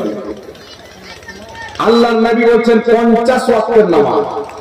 মুসা আলাইহিস সালাম বলেন ইয়া রাসূলুল্লাহ, আপনার পূর্বে আমি দুনিয়াতে গিয়েছি, আমি জানি মানুষের অবস্থা। আপনার উম্মত কমজোর হবে, লাচার হবে, 50 ওয়াক্তের নামাজ পড়তে পারবে না, জান কিছু কমিয়ে নেন। আচ্ছা, মুসা নবী ইন্তিকাল করেছেন কি করেননি? জোরে বলেন। আমার নবী দুনিয়াতে আসার শত শত বছর পূর্বে মুসা আলাইহিস সালাম ইন্তিকাল করেছেন। আল্লাহ ফরজ করলেন 50 ওয়াক্তের নামাজ। মুসা নবী 6 নম্বর আকাশে নবীকে বলছেন ইন্তিকালের পরের ঘটনা, আগের নয়। কথা বলতে মুসা আলাইহিস সালাম বলছেন ইয়া রাসূলুল্লাহ, কম করান। আল্লাহর নবী বলেন আল্লাহ তোমার দরবারে আবার ফিরে এসেছি, 50 ওয়াক্তের নামাজ আমার উম্মতের জন্য ভারী হবে, কিছু কমিয়ে দাও। আল্লাহ বলেন হাবিব 5 ওয়াক্তের কমিয়ে দিলাম, 45 ওয়াক্তের নিয়ে যাও। আমার নবী আসেন, মুসা আলাইহিস সালাম বলেন হুজুর কি খবর হলো? বলেন 5 ওয়াক্তের কমা হয়েছে। মুসা আলাইহিস সালাম বলেন হুজুর আরো কিছু কমিয়ে নেন। আল্লাহর নবী গেলেন, আবার 5 ওয়াক্তের কমা হলো। এইভাবে মুসা আলাইহিস সালাম আমার আপনার নবীকে 9 বার 6 আকাশ থেকে ফেরত আল্লাহর কাছে পাঠালেন। 9 বারে 45 ওয়াক্তের নামাজ কম করা হলো। 5 ওয়াক্তের নামাজ নিয়ে আমার নবী আসছেন। মুসা নবী বলছেন হুজুর খবর, বলছেন 5 ওয়াক্তের থাকলো। মুসা আলাইহিস সালাম বলছেন হুজুর যান আরো কমিয়ে নেন। আল্লাহর হাবিব সাল্লাল্লাহু আলাইহি ওয়াসাল্লাম বলছেন না, এই 5 ওয়াক্ত যদি কমিয়ে দিই আমার উম্মত কিসে ইবাদত করবে, আমার উম্মতের গুনাহগুলো কিভাবে ধরবে? এর মধ্যে অনেক হিকমত রয়েছে। নবী পাক বলেন বারবার আল্লাহ পাকের সেই কুরবে খাস যেখানে গিয়ে আমি মেরাজ করেছি, বারবার যেতে আর বলতে আমি মুস্তাফা লজ্জাবোধ করি। জোরে বলুন সুবহানাল্লাহ। তাহলে 45 ওয়াক্তের নামাজ কার পরামর্শতে করলো? মুসা কালিমুল্লাহ আলাইহিস সালাতু ওয়াস সালাম। আর মুসা আলাইহিস সালাম ইন্তিকালের পর 6 নম্বর আকাশে নবী পাকের পরামর্শ দিয়ে 45 ওয়াক্তের নামাজকে কমালেন। ইন্তিকালের পর মুসা আলাইহিস সালাতু ওয়াস সালাম আমাদের এত উপকার করলেন যে 45 ওয়াক্তের নামাজের একটা ফরজ আমাদের উপর থেকে নামিয়ে দিলেন। জোরে বলুন সুবহানাল্লাহ। যেই লামাযহাবি বলে, যেই ওয়াহাবি বলে নবীগণ ইন্তিকালের পর কোনো সাহায্য করতে পারে না, এরা যদি মুসলমানের বাচ্চা হয় এদেরকে 50 ওয়াক্তের নামাজ পড়তে হবে। কারণ মুসা নবী ইন্তিকালের পর নামাজ কমিয়েছে। আর তোমাদের আকীদা হলো ইন্তিকালের পর নবী না উপকার করতে পারে না ক্ষতি করতে পারে। তো যদি বাপের হালাল জানা সন্তান থাকো তো 5 ওয়াক্তের নামাজ নয় 50 ওয়াক্তের নামাজ পড়ো। কারণ 45 ওয়াক্তের নামাজ মুসা আলাইহিস সালাম ইন্তিকালের পর উম্মতে মুহাম্মাদীর 45 ওয়াক্তের নামাজ কমিয়ে সহযোগিতা করেছেন। নারে তাকবীর, নারে রিসালাত, নারে রিসালাত, নারে হায়দারি, হায়দাতুল আল্লামা মাওলানা মুফতি জাহাঙ্গীর আলম সাহেব, নারে তাকবীর, নারে রিসালাত। তাহলে তাদেরকে 50 ওয়াক্তের পড়ার দরকার আছে না বাবা? আর যদি 5 ওয়াক্তের পড়ে তাহলে তারাও মানে যে মুসা নবীর পরামর্শে 45 ওয়াক্তের নামাজ কম হয়েছে। আর তাদের আকীদা হলো নবী ইন্তিকালের পর উম্মতের কোনো উপকার করতে পারে, এইরকম আকীদা রাখা কুফরি, এইরকম আকীদা রাখা শিরকি। আর তারাই এটাকে মেনে 5 ওয়াক্তের নামাজ পড়ে। তো তাদের ফতোয়া অনুযায়ী তারাই কাফির, তারাই মুশরিক। তাদের ফতোয়া নিয়ে তারা কাফির মুশরিক হলো কি হলো না? এই ফতোয়া আমি দিলাম না, তাদের ফতোয়া তাদের উপরে পড়লো। আর জোরে বলেন তাদের উপরে পড়লো কি না? কোন লামাযহাবিকে রাস্তাতে ধরলেন যে বাপের বেটা যদি থাকো তাহলে 45 ওয়াক্তের নয় 5 ওয়াক্তের নয় 50 ওয়াক্তের পড়বো। কারণ তোমাদের আকীদা ইন্তিকালের পর নবী কোথাও যেতে পারে না, তোমাদের আকীদা নবী উপকার করতে পারে না। সুন্নি জামাতের আকীদা যেমন দুনিয়াতে নবী মুস্তাফা উম্মতের সহযোগিতা করতে, ইন্তিকালের পর আল্লাহর হাবিব সাল্লাল্লাহু আলাইহি সাল্লাম যে উম্মতের মুসিবত দূর করতে চান আল্লাহর দেওয়া শক্তিতে মুস্তাফা আজ পর্যন্ত কিয়ামত পর্যন্ত, এমনকি যে কিয়ামতের ময়দানে উম্মতের ব্যথা বেদনা মদিনা থেকে দূর করতে পারে। সুবহানাল্লাহ, সুবহানাল্লাহ, বেশক বেশক, আল্লাহ আল্লাহ আল্লাহ, ইয়া রাসূলুল্লাহ, ইয়া রাসূলুল্লাহ, জিন্দাবাদ জিন্দাবাদ। আহলে সুন্নাত ওয়াল জামাতের আকীদা পানিতে ভাষা আকীদা নয়, ইংরেজদের দেওয়া আকীদা নয়। আমি চ্যালেঞ্জ করে বলতেছি লামাযহাবি হাদিস কোরআনকে একদিকে রাখো, তোমাদের ইমাম সানাউল্লাহ আমৃতসরীর লেখা কিতাব পাঠ করো। সানাউল্লাহ আমৃতসরী আহলে হাদিসের ইমাম নিজের কিতাব সিরাতে সানাইয়া প্রথম খণ্ডের মধ্যে লিখছেন, ভারতের মাটিতে যখন ইংরেজদের হুকুমত ছিল মানুষ আমাদেরকে ওয়াহাবি বলতো। প্রত্যেক মুসলমানের জবানে ছিল ওয়াহাবি মানে আল্লাহর গুস্তাখ, ওয়াহাবি মানে রাসূলের বেয়াদব। তাদেরকে যখন খারাপ লাগলো ইংরেজদের সরকারের কাছে গিয়ে তার পা ধরে বলেছিল লামাযহাবি মৌলবীরা, হুজুর আমাদের ওয়াহাবি নাম চেঞ্জ করে আহলে হাদিস নামটা দিয়ে দাও। ইংরেজরা স্ট্যাম্প পেপার মেরে দিয়েছিল আর বলেছিল ওয়াহাবি বেটা যাও, আজ থেকে তোমাদের নাম ওয়াহাবি নয়, আজ থেকে তোমাদের নাম দিলাম আহলে হাদিস। আমি কিয়ামত পর্যন্ত চ্যালেঞ্জ করতে চাই, আহলে হাদিস নাম ইংরেজদের দেওয়া নাম, আর আহলে সুন্নাত ওয়াল জামাত মুহাম্মদ রাসূলুল্লাহ। নারে তাকবীর, নারে রিসালাত, মাসলাকে আলা হযরত, মাসলাকে আলা হযরত, নারে তাকবীর। মাবুদরা আপনারা যাদেরকে যাদের নাম খ্রিস্টান দিয়েছে, যাদের নামটা ইহুদি বাছাই করে দিয়েছে, যাদের নামটা আপনার ইংরেজি হুকুমত দিয়েছে, তারা বলতেছে আহলে হাদিস জান্নাতি দল। শুনো, তোমাদের যে আহলে হাদিস দল, এটা খ্রিস্টানরা দিয়েছে, আর আহলে সুন্নাত ওয়াল জামাত মুহাম্মদুর রাসূলুল্লাহ দিয়েছে। বলে সুবহানাল্লাহ। তো আপনি চিন্তা করেন রাসূলুল্লাহ সাল্লাল্লাহু আলাইহি ওয়াসাল্লামের হাদিস কারা মানে? যারা ইংরেজদের দেওয়া নাম নিয়েছে না, যারা মুস্তাফার দেওয়া নাম। কথা যখন ভাবলাম একটা কথা শুনেন, মুসা আলাইহিস সালাম ইন্তিকালের পর 45 ওয়াক্তের নামাজ কমাচ্ছেন, আমাদের উপকার করেছেন কি করেননি? এই জন্য বলেন, কারণ নবীগণ ইন্তিকাল করার পর উপকার করতে পারে কি পারে না? যে গাধা দাড়ি কুচিওয়ালা শয়তান নবী বলে পারে না, ও কাটার কান পাট্টায় চড় মেরে বলে 50 ওয়াক্তের পড়তে হবে। 50 ওয়াক্তের নামাজ যদি পড়ে কোনো মেয়ে বিয়েও করবে না, সবসময় মসজিদে পড়ে থাকবে, তো সময় কখন দেবে স্ত্রীকে? আর ও বেরিয়ে আসবে না, যাবে তো মসজিদ উযু করে আসবে জানাজার খাটে করে, জোহর শেষ আসর শুরু, আসর শেষ মাগরিব শুরু, তারপরে কোনো তারপরে কোনো তারপরে কোনো, দেখা যাবে বেটা গিয়েছিল মানুষ আসলো না শেষ। কিন্তু শুনেন, আমার নবী মুস্তাফা আকীদা দিয়েছেন, তোমরা এটা মনে করিও না যেমন তুমি মরে যাও তোমার লাশকে পোকামাকড় খেয়ে নেয়, যেমন তোমার বাপ দাদা মরে যায় তাদের লাশকে পোকামাকড় খেয়ে নেয়। আমার নবী মুস্তাফা বলছেন, শুনো, কিয়ামতের সকাল পর্যন্ত আল্লাহর নবীগণ নিজের কবরে জিন্দা আছে, তিনারা নামাজ পড়ে, আর শুয়ে শুয়ে নয়।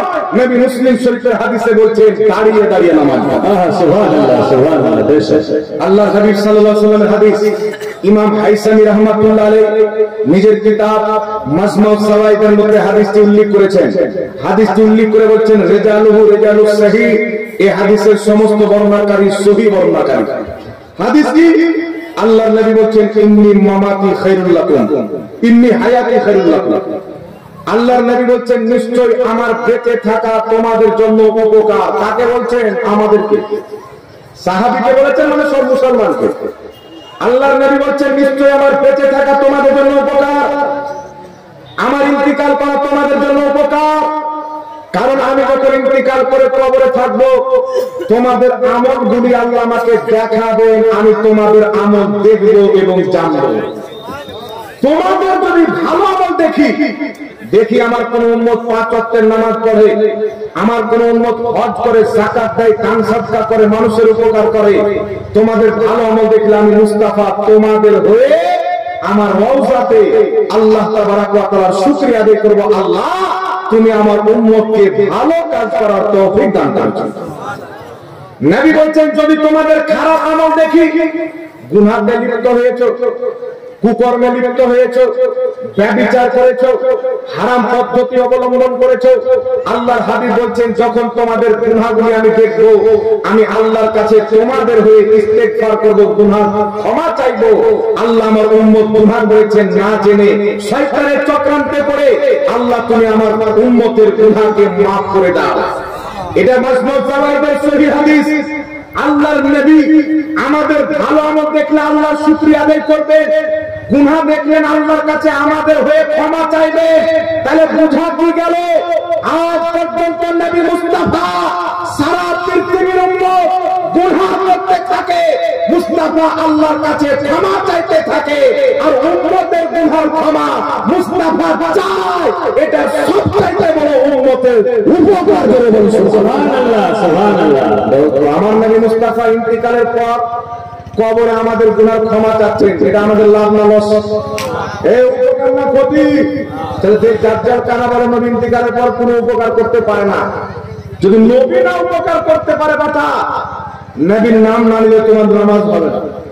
নবী এত বড় উপকার, আমার নবী ইন্তিকাল করে কবরে জিন্দা আছে, কিন্তু তোমার আযান নবীর নাম না নিলে হয় না, তোমার নামাজ নবীর নাম না নিলে হয় না, তোমার কোরআন তেলাওয়াত নবীর নাম না নিলে হয় না, তুমি হাদিস শরীফ নবীর নাম নিলে না নিলে হয় না, তোমার রোজা, তোমার হজ যাকাত প্রত্যেক জায়গাতে আজ পর্যন্ত যারা মুস্তাফাকে বাদ দিবে তাদের নামাজও বাতিল হবে, তাদের হজ যাকাতও বাতিল হবে। তাহলে নবী ছাড়া কিছু আছে বাবা? একটু জোরে বলেন। রাসূল সাল্লাল্লাহু আলাইহি ওয়াসাল্লামকে বাদ দিয়ে কোন জিনিস টিকবে না। আপনাকে কেউ যদি নামাজ ফরজ কে বলেছে, কুরআন বলেছে। কুরআনটা কার কিতাব? আল্লাহর কিতাব। কে বলেছে? মুহাম্মদ রাসূলুল্লাহ বলেছে। এই কথা না বললে কুরআন কুরআন থাকবে? আল্লাহর নবী সাক্ষী যে কুরআন হচ্ছে আল্লাহর কালাম। আল্লাহর নবী সাক্ষী যে আল্লাহ হচ্ছে এক। এটা সালাফ মুহাদ্দিসদের আকীদা। দেখেন হযরতে ইমাম ইবনে হাজার আসকালানী রাহমাতুল্লাহ আলাইহি সকলের গ্রহণযোগ্য ইমাম, নিজের কিতাব বুখারী শরীফের শারা ফাতহুল বারী লামাজারিদের লাইব্রেরিতে পাবেন, আমাদের লাইব্রেরিতে পাবেন, দেওবন্দের লাইব্রেরিতে পাবেন, সবার লাইব্রেরিতে পাবেন। ইমাম ইবনে হাজার আসকালানী বলছেন আল্লাহর হাবিব সাল্লাল্লাহু আলাইহি সাল্লামকে অনেকেই স্বপ্নতে দেখেছেন, আবার ডাইরেক্টও দেখেছেন। ইমাম ইবনে হাজার আসকালানী বলছেন অনেকেই আল্লাহর নবীকে স্বপ্নতে দেখেছেন, আবার ডাইরেক্টও দেখেছেন। তারা নিজের দুঃখ বেদনা প্রশ্ন সব নবীকে করেছে। আল্লাহর নবী ইন্তেকালের পর তাদের দুঃখ বেদনা দূর করেছেন, প্রশ্নের উত্তর দিয়ে তাদের উপকার করেছেন। বলতে হবে সুবহানাল্লাহ, সুবহানাল্লাহ। কথার উত্তর পাচ্ছেন না? তাই আল্লাহর নবী সাল্লাল্লাহু আলাইহি সাল্লাম ইন্তেকালের পরেও উম্মতের উপকার করতে পারে। জি হ্যাঁ, বলেন পারে কি পারে না? আচ্ছা বলেন তো আর একটা কথা বলেন, মুসা আলাইহিস সালাম আল্লাহর নবী, আমাদের নবী আল্লাহর নবী, প্রত্যেক নবীর নবুয়তের প্রতি আমাদের ইমাম। তো মুসা আলাইহিস সালাম যদি নিজের কবর থেকে বেরিয়ে 7 আকাশ 6 নম্বর আকাশে যেতে পারে, তো আমাদের নবী কবর থেকে বের হতে পারে না? পারে। পারে। আদম আলাইহিস সালাম, ইব্রাহিম আলাইহিস সালাম, প্রত্যেক নবী যিনারা ইন্তিকাল করেছে নিজের কবর থেকে বেরিয়ে মেরাজের রাত্রিতে মসজিদে আকসায় আমার নবীর পিছনে মুক্তাদি হয়ে নামাজ আদায় করছেন। এই জন্য আহলে সুন্নাত ওয়াল জামাত বলে, আহলে সুন্নাত ওয়াল জামাত এই জন্য পাঠ করেন এবং বলে আল্লাহর নবীর ব্যাপারে ইয়া রাসূলুল্লাহ, ইয়া হাবিবাল্লাহ, सुना है आप हर आशिक के घर तशरीफ लाते हैं, मेरे घर में भी हो जाए चिरागा या रसूल अल्लाह। सुभान अल्लाह, सुभान अल्लाह। মুহাদ্দিসদের আকীদা দেখেন, ইমাম জালালউদ্দিন সিয়ুতি বলছেন আমি নবী মুস্তাফাকে স্বপ্ন দেখেছি, ডাইরেক্টে দেখেছি। গৌসে আযম বলছে আমি নবী মুস্তাফাকে স্বপ্ন দেখেছি, ডাইরেক্টে দেখেছি। জীবিত ব্যক্তিকে আল্লাহর নবী ডাইরেক্ট সাক্ষাৎ দিতে পারে। এর সবচেয়ে বড় প্রমাণ হচ্ছে মুসা আলাইহিস সালাম ইন্তিকাল করেছেন, আর মুসা নবীর সঙ্গে সাক্ষাৎ আমার আপনার নবী হচ্ছেন, আমার নবী ইন্তিকাল করেননি। ঈসা আলাইহিস সালাম ইন্তিকাল করেননি, আমার নবী ইন্তিকাল করেননি। ইনাদের সাথে সাক্ষাৎ হচ্ছেন ওই জামানায় যখন আমার নবী দুনিয়াবি বাহায়াত ছিলেন। ওই জামানায় সাক্ষাৎ হচ্ছেন ইব্রাহিম নবীর সাথে, আদম নবীর সাথে। এই সমস্ত আকীদা জিনিস বুঝতে হবে। লামাযহাবী বলবেন সেটা মেরাজের রাত্রিতে মুজিজা ছিল। আমি বললাম শুনো, শুধু মেরাজের রাত্রিতে নবীকে মুজিজা দিয়ে আল্লাহ কেড়ে নেননি। কিয়ামত পর্যন্ত মুস্তাফার মুজিজা জারি ও সারি থাকবে। কিয়ামতের ময়দানেও মুস্তাফার মুজিজা জাহির হবে। সুবহানাল্লাহ, সুবহানাল্লাহ। এইবার চলছে নবী ইসলাম। তাহলে কেউ কেউ বলে নবী উপকার করতে পারে না, ওকে কত ওয়াক্ত নামাজ পড়তে হবে? 50 ওয়াক্ত। আপনারা মনে হয় বুঝতে পারেন না, 50 ওয়াক্তের নামাজ যদি না পড়ে মনে করবেন মুনাফিকের বাচ্চা আছে মুসলমান। এখন আপনাদের সম্মুখে তাবিজের কথা বললাম বাবা। লামাযহাবীদের মৌলভী কাযযাব বিন ইহুদি সাহেব বলছেন যে যতই বড় আল-খাল্লা হোক, যতই বড় জুব্বা কুব্বা হোক, হুজুর যদি তাবিজ করে কুরআন হাদিস দিয়েই করো, হুজুর মুশরিক, শিরিক করলো, হুজুর মুশরিক হয়ে গেল। আল্লাহর নবী বলেন বুখারী শরীফের হাদিস, কেউ যদি কারো উপরে কুফরির ফতোয়া দেয়, যার উপরে ফতোয়া দিল সে যদি কাফির না থাকে, যেই ব্যক্তি ফতোয়া দিল সে নিজেই কাফির হয়ে যাবে। কথা বলতে পারলেন না? ইনার নাম হচ্ছে আব্দুর রহমান, ইনার নাম হচ্ছে আব্দুল গাফফার। আল্লাহর নবী বলেন আব্দুর রহমান যদি আব্দুল গাফফারকে কাফির বলে, আর আব্দুল গাফফার যদি কাফির না থাকে, আব্দুর রহমান তো মুসলমান ছিল, একজন মুসলমানকে কাফির বলার কারণে আব্দুল গাফফার নিজেই কাফির হয়ে গেল। এটা নয় যে দুইজন মুসলমান একজনকে কাফির বলে কিছু হবে না। যদি সে কুফরি করে কাফির হয়ে থাকে তো ঠিক আছে, নচেত যে কাফিরের ফতোয়া দিয়েছে নিজে কাফির হয়ে যাবে। এখন কাযযাব বলছেন লামাযহাবীদের মুজতাহিদ ইমাম এরা ওই অন্ধর তাকলিদ করে। কাযযাবের এরা তাকলিদ করে। সে বলছেন কুরআন হাদিসের দোয়া দিয়ে যদি তাবিজ লেখে তাহলে মৌলভী শিরিক করলো, মুশরিক।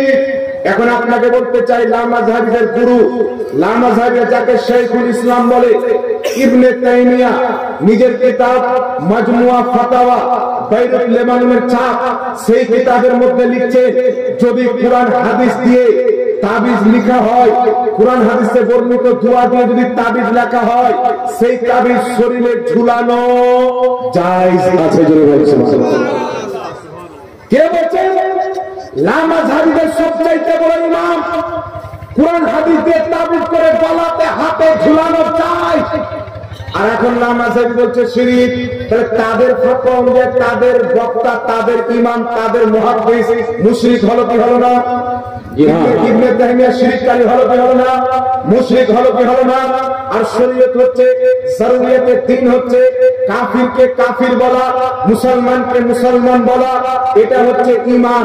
মুশরিককে মুশরিক বলা, মুমিনকে মুমিন বলা, এটা হচ্ছে ঈমান। কোন ব্যক্তি যদি কোন কাফিরের কুফরিকে জানার পর তাকে মুসলমান বলে, মুসলমান মনে করে, সেই ব্যক্তি নিজে কাফির হয়ে যাবে। যদি কোন ব্যক্তি কোন মুসলমানকে মুসলমান জানার পর তাকে যদি মুশরিক মনে করে, কাফির মনে করে, সেই ব্যক্তি নিজে কাফির হয়ে যাবে। তাহলে বোঝা কি গেল? মুশরিককে মুশরিক বলতে হবে, কাফিরকে কাফির বলতে হবে, মুসলমানকে মুসলমান বলতে হবে, মুমিনকে মুমিন বলতে হবে। না ইবনে তাইমিয়া সে তাবিজ করা যায় বলছে, আর আহলে হাদিসরা তাকে পাক্কা মুসলমান মনে করে, নিজের মুহাদ্দিস মনে করে, নিজের শাইখুল ইসলাম মনে করে, নিজের ইমাম মনে করে। তো তাদের ফতোয়া অনুযায়ী ইবনে তাইমিয়া মুশরিক হলো, আর মুশরিককে মুসলমান মনে করাটাও কুফরি। তাহলে তাদের ফতোয়া অনুযায়ী তারা নিজেই মুশরিক হলো কি হলো না? কথা বুঝতে পেরেছে? তাদের ফতোয়া যে তারা নিজে মুশরিক হলো কি হলো না? সামনে যদি বসে যায় বেটাকে এক দাগ বের করে দেবো না, শ্বাস নেওয়া বন্ধ করে দেবো। যেই কায়দাতে আহলে সুন্নাত ওয়াল জামাতকে মুশরিক প্রমাণ করবে, ওই কায়দাকে তার 14 গোষ্ঠীকে মুশরিক প্রমাণ করতে পারবে। আলহামদুলিল্লাহ, নবীর স্টেজে চ্যালেঞ্জের সাথে বলছিল সুবহানাল্লাহ। এটা আলা হযরতের গোলাম খাজা মঈনুদ্দিন চিশতির মাননেওয়ালা, গৌস পাকের উত্তরসূরি ইমামে আযম আবু হানিফার মাননেওয়ালা, ইমামে হুসাইনের মাননেওয়ালা, ইয়াজিদের সাথে নফরত করনেওয়ালা, প্রত্যেকটা সুন্নি আলিম শুধু আজ নয়, আজ থেকে 400 বছর থেকে নিয়ে ওয়াহাবি যেই জায়গাতে আহলে সুন্নাত ওয়াল জামাতের সামনে বসেছে, আল্লাহর কসম করে বলি তাকে পরাজয় হতেই হয়েছে, কোনদিন জয়লাভ করতে পারেনি মুসলমান। আপনি নেটে গিয়ে দেখে নেবেন, অসংখ্য মুনাজারা পাবেন, এটারসি মুনাজারা, পাকিস্তান মুনাজারা, সব জায়গাতে বেটাকে অপমান হতে হয়েছে। এটা বুজুর্গানের দিনের ফয়েজ আছে বাবা, আমাদের বাপ দাদার ঠিকানা আছে। কিছু লোক বলছে পীর মানা হারাম, কিছু লোক কি হয়েছে পীর মানা হারাম। আচ্ছা বলেন তো বাবা, একটা মৌলবি আছে কলকাতা, আপনার এই দিকে বক্তব্য দিয়েছে কালিয়াচকে, কালিয়াচকে বক্তব্য দিতে গিয়ে বলছে যেমন ঘোড়ার ডিমের ঘোড়ার সাথে কোনো সম্পর্ক নাই, তেমন পীরের ইসলামের সাথে কোনো সম্পর্ক নাই। হাদিসে পীর মানা আছে, আমি পরে বলবো। এখন আপনাকে বলে, যে ব্যক্তি বলবে যে পীরের ইসলামের সাথে কোনো সম্পর্ক না, হক্কানি পীর, আমরা ভণ্ড পীরকে মানে, আমরা হচ্ছে অরিজিনাল মান। কথা বুঝতে পেরেছে? লামাযহাবীদের মুনাফিকি কোথায় শিয়া গিয়ে কোথায় মাজারে সাজদা করে বলে সুন্নিরা হচ্ছে। কিন্তু কোন লামাযহাবী এতটুকু মায়ের ভিতরে দুধ পান করেন যে একজন আমাদের সুন্নি মৌলবি দেখাবে যে বলেছে বা লিখেছে যে মাজারকে সাজদা করা যায়। জি জি জি, ওর 7 গোষ্ঠী মোড়ে কবরে গিয়ে বলে বলতে সরে যাবে, কিন্তু দেখাতে পারবে না। কারণ সর্বপ্রথম ভারতের মাটিতে আল্লাহ ব্যতীত কোন মাজারকে, কোন পীরকে, কোন মৌলবীকে, কোন মুহাদ্দিসকে, কোন ব্যক্তিকে সাজদা করা হারামের ফতোয়া এই ভারতের মাটিতে যিনি সর্বপ্রথম দিয়েছে তিনি হচ্ছেন বারেলির সরতাজ আলা হযরত। নারায়ে তাকবীর, নারায়ে তাকবীর, নারায়ে রিসালাত, নারায়ে রিসালাত, নারায়ে হায়দারি, মাসরাত আলা হযরত, নারায়ে তাকবীর, নারায়ে রিসালাত। শিরিক শিরিকের ভূত নেমে যাবে যদি তুমি সামনে বসো। আহলে সুন্নাত ওয়াল জামাত সুন্নি, হানাফি, বেরেলভি, আজমিরি, বাগদাদি, কেছোছাবি, হুসাইনি, হাসানি, যা বলো আমাদের, আমরা আজমিরের খাজাকে মানে আজমিরি বলা আমাদের আপত্তি নাই, বেরেলির আলা হযরতকে মানে বেরেলভি বলা আমাদের আপত্তি নাই। গৌসে বাগদাদিকে মানে আমাদেরকে বাগদাদি বলা আপত্তি নাই, কারবালার শহীদ ইমামে হুসেনকে মানি আমাদেরকে হুসেনি বলো কোনো আপত্তি নাই। কারণ বুজরুগানের দিনের সাথে নিসবত করে যদি আমাদেরকে ডাকো, আমাদের নাম রাখো, আমরা কি খুশি হই, বেজার হই না? উঠাও পবিত্র কোরআন সূরাতুল কাহাফ, আসহাবে কাহাফের কুত্তার নিসবত আসহাবে কাহাফের সাথে হয়ে গেল, আল্লাহ ওই কুকুরকে জান্নাতে বানায়। সুবহানাল্লাহ সুবহানাল্লাহ। এটা তো শানের ব্যাপার, জালা হযরতের সাথে নিসবত, কিসমতের ব্যাপার, খাজা গরিব নওয়াজের সাথে নিসবত, এটা ভাগ্যের ব্যাপার, গৌস পাকের সাথে নিসবত। আরে পৃথিবীর মানুষ জানে সুন্নি ইয়াজিদকে পছন্দ করে না, হুসেনকে পছন্দ করে। তোমরা নিজের ইমাম ইয়াজিদকে বানিয়েছো, আমরা নিজের ইমাম ইমামে হুসেনকে বানিয়েছি বলছো। সুবহানাল্লাহ। তাই তারা ইয়াজিদের গুণগান করে। বাবা শুনেছেন না, ইয়াজিদ আমিরুল মুমিনিন, মানে ওদের মতন আবু জাহেলের মতন মুসলমানের আমির ছিল। নবী মুস্তাফার কালমা পড়নেওয়ালা মুসলমানের আমির ইমামে হুসেন। আমার দিকে লক্ষ্য করেন, একটু জোরে বলুন তো সুবহানাল্লাহ সুবহানাল্লাহ, আল্লাহু আকবার, আলহামদুলিল্লাহ, লা ইলাহা ইল্লাল্লাহ, ইয়া রাসূলুল্লাহ। তো ইবনে তাইমিয়া কি বলল, তাবিজ ব্যবহার করা জায়েজ। তো তাদের ফতোয়া অনুযায়ী ইবনে তাইমিয়া মুশরিক, আর ইবনে তাইমিয়াকে তারা নিজের ইমাম মানে, শাইখুল হাদিস মানে, শাইখুল ইসলাম মানে। তাহলে তাদের ইমাম যদি মুশরিক হয়, মুশরিককে ইমাম মাননেওয়ালা মুসলমান থাকবে? এই জন্য থাকবে।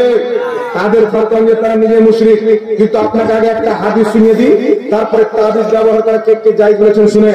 আর একটা কথা বলে দিই, যেই হাদিসে আছে তামিমা ব্যবহার করা শিরক, তামিমা আলাদা জিনিস, তাবিজ আলাদা জিনিস।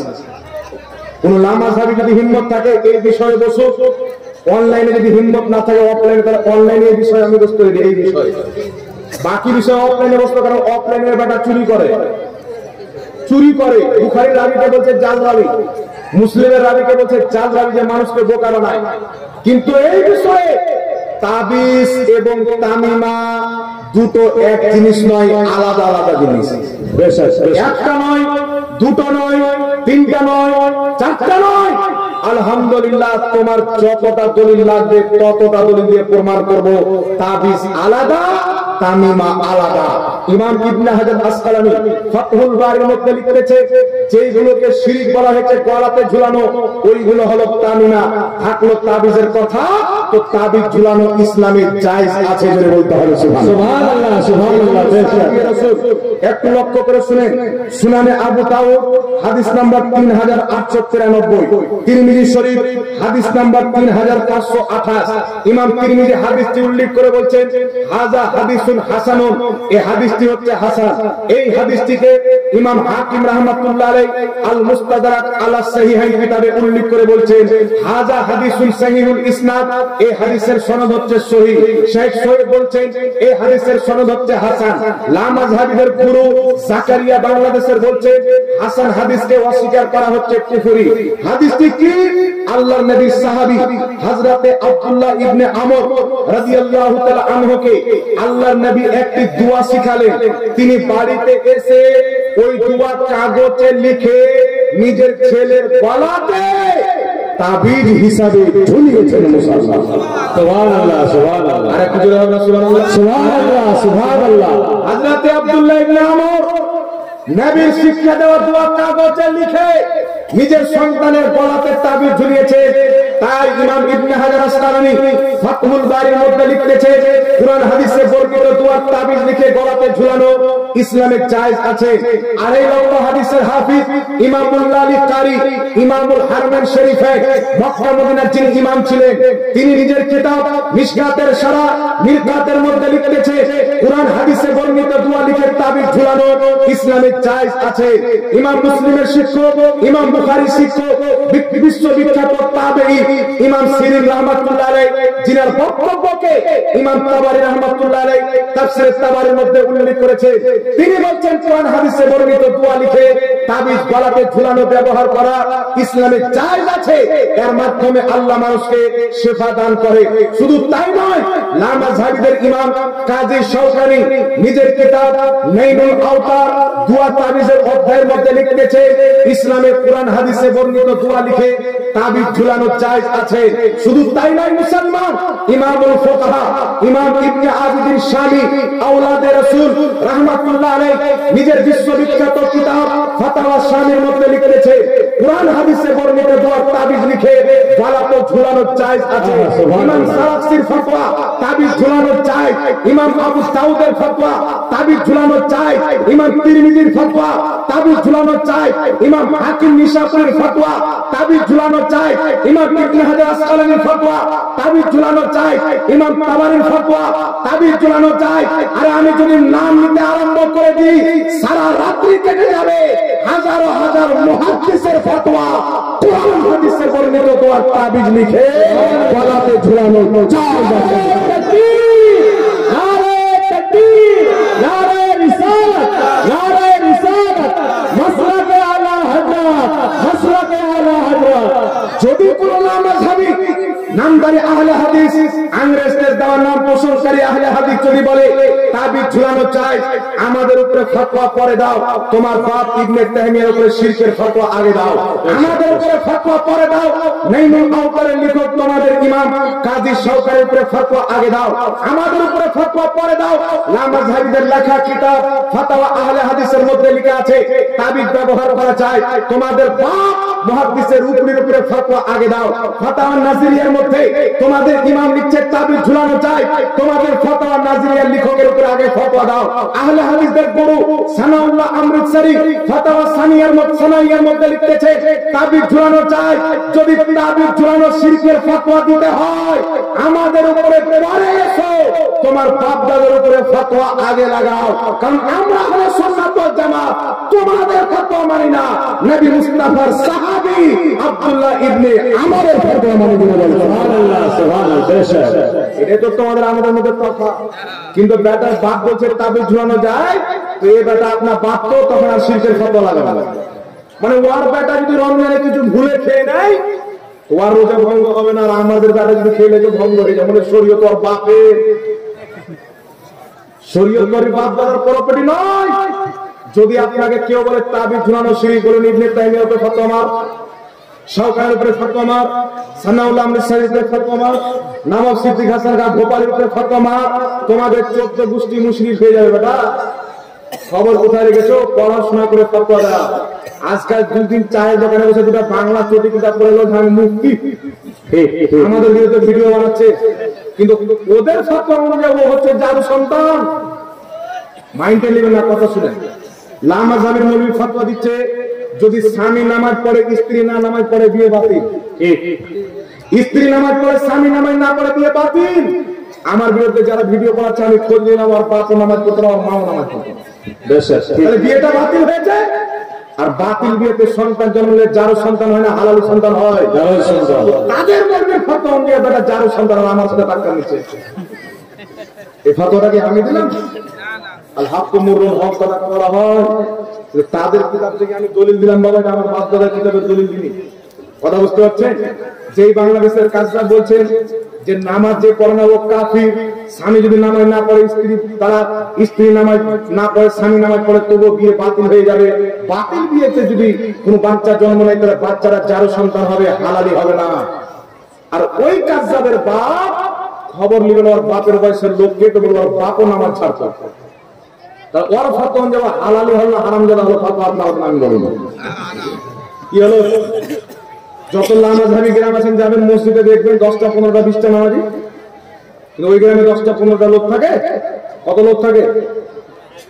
1000 গ্রামের ঘরের বস্তি, 500 ঘরের বস্তি, 400 ঘরের বস্তি। কিন্তু আমার মনে পড়ে না এদের যারা অন্ধভক্ত এরা কি জন্য এদেরকে অনুসরণ করে, এই হারাম করতেকে কি করে অনুসরণ করে? যাদের ফতোয়াতে ওর মাননে ওয়ালাই যারা সন্তান প্রদান হচ্ছে কি হয় না বাবা? এদের ফতোয়া স্বামী যদি নামাজ না পড়ে স্ত্রী পড়ে বিয়ে তালাক। আপনি বলেন তো এরকম আহলে হাদিস আছে না নাই যার বাপ নিকম্মা জীবনে কোনো না কোনো একদিন নামাজ ছেড়েছে? এই আছে না নাই? 90% দেখালো মুসলমান। তাহলে তাদের ফতোয়া যে 90% নামাজ হবে যার সন্তান হচ্ছে কি হয় না? কোন আহলে হাদিস আমার উপরে যেন আঙুল না তুলে তোমার বাপের ফতোয়া। আমি তোমাকে দেখিয়ে দিচ্ছি, আই না হো दिखाऊंगा दांत चेहरे के, जिसे खराब लगे वो सामने से हट जाए। তোমার মৌলবীকে বলো হুজুর কেমন ফতোয়া দিলেন যে আমরা হারামজাদা প্রমাণ হয়ে গেলাম? আমাকে বলে কিছু নাই, আপনার আব্বাকে গিয়ে জিজ্ঞাসা করেন। না কি বলেন? আমাদের কাছে আসেন। তাবিজের ব্যাপারে অসংখ্য আরো দলিল রয়েছেন বাবা। লামা সাহেবের কিতাব, দেওবন্দের কিতাব, সবার কিতাবে লেখা আছে কুরআন হাদিসে বর্ণিত দোয়া তাবিজ লিখে দোয়া করা, ঝুলানো হাতে বা বাহুতে বা তাবিজ ডুবিয়ে পানি পান করা, এটা ইসলামের জায়েজ আছে। অসংখ্য এর দলিল আছে, যার মধ্যে কয়েকটি দলিল আপনাদেরকে আমি দিলাম। কথা বুঝতে পারছেন? কিন্তু তাবিজ এবং তামিমা, তামিমা হচ্ছে শিরক, তাবিজ হচ্ছে জায়েজ। যারা বলে তাবিজ আর তামিমা দুটোই এক, ওই লামা সাহেবকে কোনদিন খবর নিয়েন তো, আমাদের একবার সামনাসামনি করান তো। ও তো আনেওয়ালি পিঢ়ি পর্যন্ত বুঝে যাবে যে তাবিজ আলাদা জিনিস আর তামিমা আলাদা জিনিস। এমন পোস্টমর্টম হবে, ওকে আর আলাওলাদকে বুঝাতে হবে না, মায়ের পেট থেকে বুঝে চলে আসবে। এদের ধোঁকা থেকে বাঁচতে হবে মুসলমান। এদের কোন বক্তব্য শুনে বিভ্রান্তি হওয়ার আগে আলিম ওলামার সাথে যোগাযোগ করবে। আহলে সুন্নাত ওয়াল জামাতের এমন কোন আমল নাই যার দলিল কোরআন হাদিস ইজমা কিয়াসের মধ্যে লিপিবদ্ধ। এমন কোন আমল কোন মায়ের লাল দেখাতে পারবে না। আল্লাহ পাক বুঝার তৌফিক দান করুক। সকলে বলেন আল্লাহুম্মা আমিন। আল্লাহুম্মা আমিন। এখানে একটি প্রশ্ন এসেছে, প্রশ্ন উত্তর লাস্টে দিই কি তাই হবে না?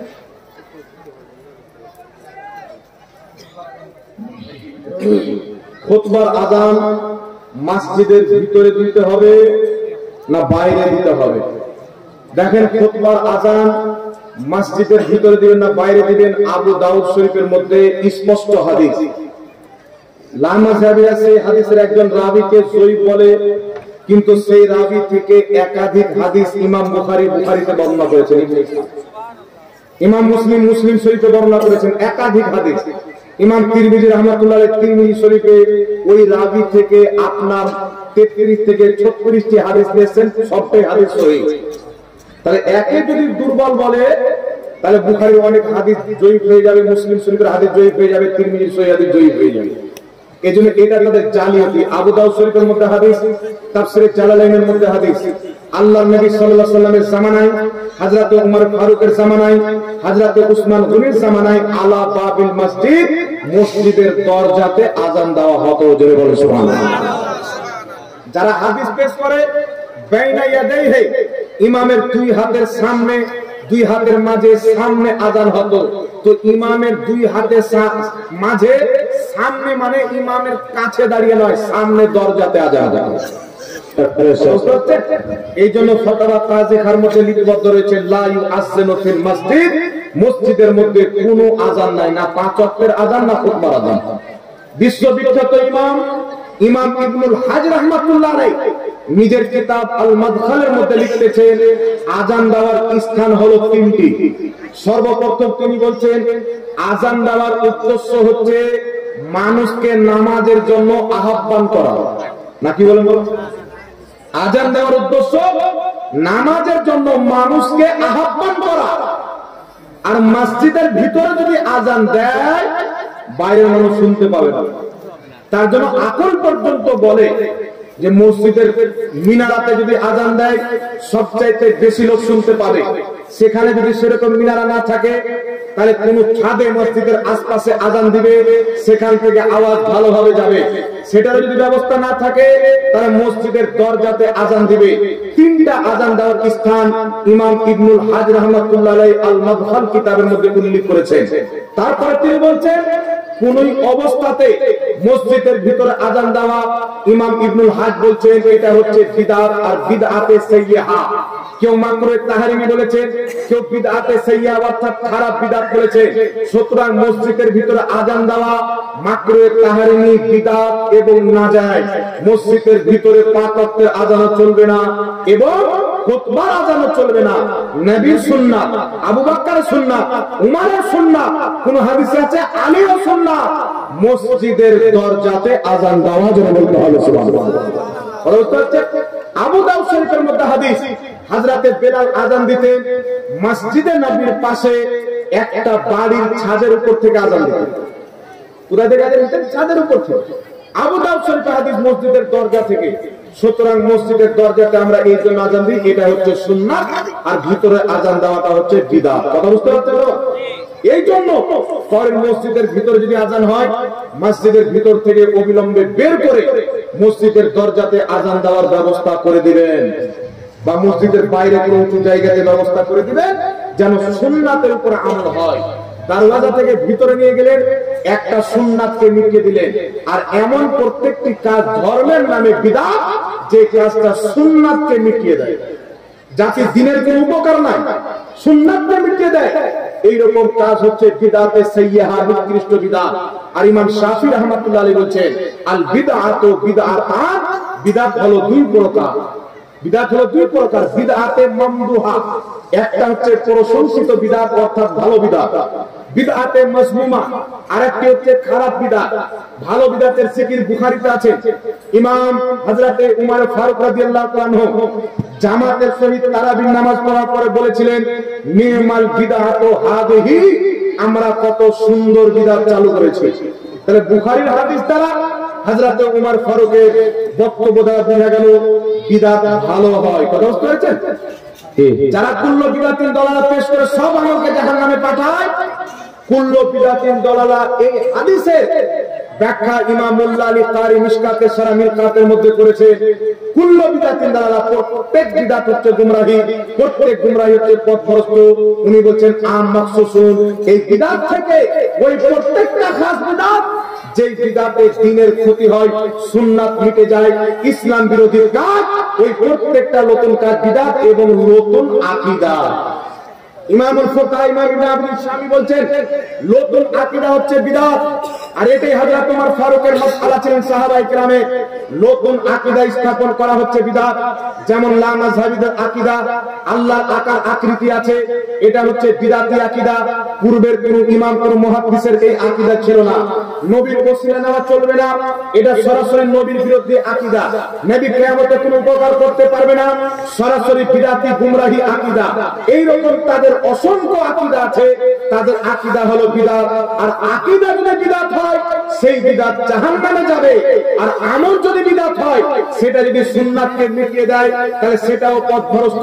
আর এমন কোন আমল যে আমলটা করলে আল্লাহ রাসূলের মুহাব্বত অন্তরে বেড়ে যায়, বা দ্বীনের দিকে মনটা বেড়ে যায়, বা আপনার নামাজের দিকে মনটা যায়, বা আপনার ইলমে দ্বীন শিখার জন্য মনটা যায়, এই রকম প্রত্যেকটা বিদআত হচ্ছে ভালো বিদআত, একই নেকি আছে। জোরে বলতে হবে সুবহানাল্লাহ, সুবহানাল্লাহ। যেমন আমার নবীর জামানাতে পাক্কি মসজিদ ছিল না। কথা বুঝতে পারছেন বাবা?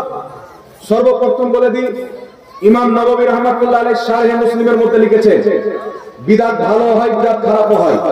ইমাম ইবনে রজব হাম্বলী রাহমাতুল্লাহ আলাইহি নিজের কিতাব আহওয়ালুল কুবুর সহ একাধিক কিতাবের মধ্যে লিখেছেন যে, আপনার বুখারী শরীফের শারহের মধ্যে লিখেছেন যে বিদআত ভালো হয়, বিদআত খারাপও হয়। ইমাম ইবনে হাজার আসকালানী রাহমাতুল্লাহ আলাইহি বুখারী শরীফের শারহ ফাতুল বারীর মধ্যে লিখেছেন বিদআত ভালো হয়, বিদআত খারাপও হয়। আহলে হাদিসের গুরু ইবনে তাইমিয়া লিখেছে বিদআত ভালো হয়, বিদআত খারাপও হয়। আহলে হাদিসের ইমাম কাজী শাওকানী নাইনুল আওতারের মধ্যে লিখেছে বিদআত ভালো হয়, বিদআত খারাপও হয়। তো লা মাযহাবের আর আমাদের মধ্যে তফাৎ হলো, তারা খারাপ বিদআতগুলো পোষণ করেছে, আমরা ভালো বিদআতগুলো পোষণ করেছি। সুবহানাল্লাহ, সুবহানাল্লাহ। আর ভালো বিদআতকে পারিভাষিক ভাষাতে বিদআত বলা হয়, শরীয়তের দৃষ্টিতে এটা বিদআত থাকে না, মুস্তাহাব হয়ে যায়, অর্থাৎ সওয়াবের কাজ হয়ে যায়। যেমন নতুন মসজিদ, পাক্কি মসজিদ তৈরি করা, এটা বিদআত। তাহলে পাক্কি মসজিদ তৈরি কি জন্য করা হলো? সবারই ঘর পাক্কি হয়ে যাবে, মসজিদ কাচ্চি থেকে যাবে, তাহলে মানুষের মন মসজিদের দিকে টানবে না। তাই মসজিদকে এমন ভাবে পাক্কি করো, টাইলস লাগাও, যেন মসজিদ দেখলে মানুষের নামাজ পড়তে ইচ্ছা জাগে। এই জন্য এই বিদআতটা ভালো না খারাপ? নবীর জামানায় এরকম কোন থেকে পড়ার মাদ্রাসা ছিল না। এখন মাদ্রাসা তৈরি করেন যেন ইলমে দ্বীন পড়াশোনা করার ইচ্ছা মানুষের মধ্যে জাগে, ছেলে মেয়েকে পড়াবার ইচ্ছা জাগে। মাদ্রাসাও বিদআত, কিন্তু একটি দ্বীনের উপকার আছে, সুতরাং এটা হচ্ছে ভালো বিদআত। কুরআন হাদিসকে বোঝার জন্য ইলমে সারফ পড়া হয়। এই ইলম যদি না পড়ে কুরআন হাদিস বুঝতে পারবে না। সুতরাং কুরআন হাদিস বোঝার জন্য এই রকম ইলম অর্জন করা ওয়াজিব। আর এটা হচ্ছে বিদআতে ওয়াজিবা, যে বিদআতটা করা হচ্ছে ওয়াজিব। জোরে বলতে হবে সুবহানাল্লাহ। বুঝতে পেরেছেন? এই জন্য বিদাত ভালো হয়, বিদাত খারাপও হয়। যদি কোনো ব্যক্তি বলে যে গু গু গু আবার ভালো হয় আবার খারাপ হয়, কি জাহিল মৌলবি আছে মার্কেটে দেখবেন আবার বলে গু গু গু কি আর ভালো হয় আর খারাপ হয়। তাহলে ইমাম বুখারীতে হাদিস এনেছেন, ইমাম হযরত ওমর ফারুক বলেছেন বিদাত ভালো হয়। তাহলে আমরা ওমর ফারুকের ফতোয়া মানবো না আজকের এই গাঁজাখোর মাতাল মৌলবির ফতোয়া মানবো? ইমাম ফারুকের ফতোয়া মানবো, মুহাদ্দিসদের ফতোয়া মানবো, ফকিহদের ফতোয়া মানবো, সাহাবাদের ফতোয়া মানবো। এটাই হচ্ছে কর্তব্য। তাহলে নাজাত পাবে।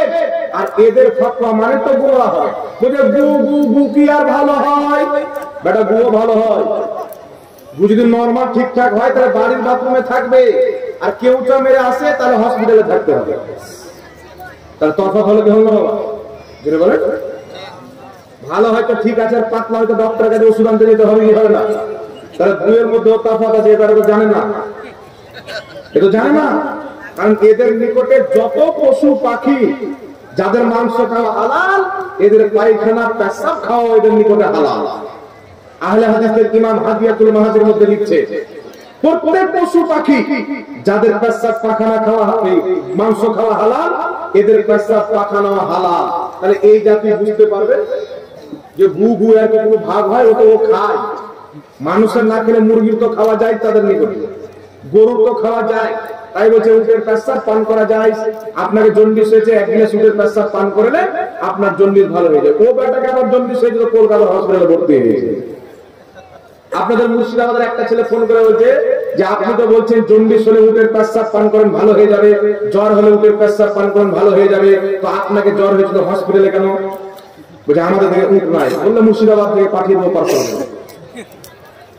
তো এইরকম এরা জাহিল, এদের থেকে নিজের ইমানকে বাঁচিয়ে রাখবে।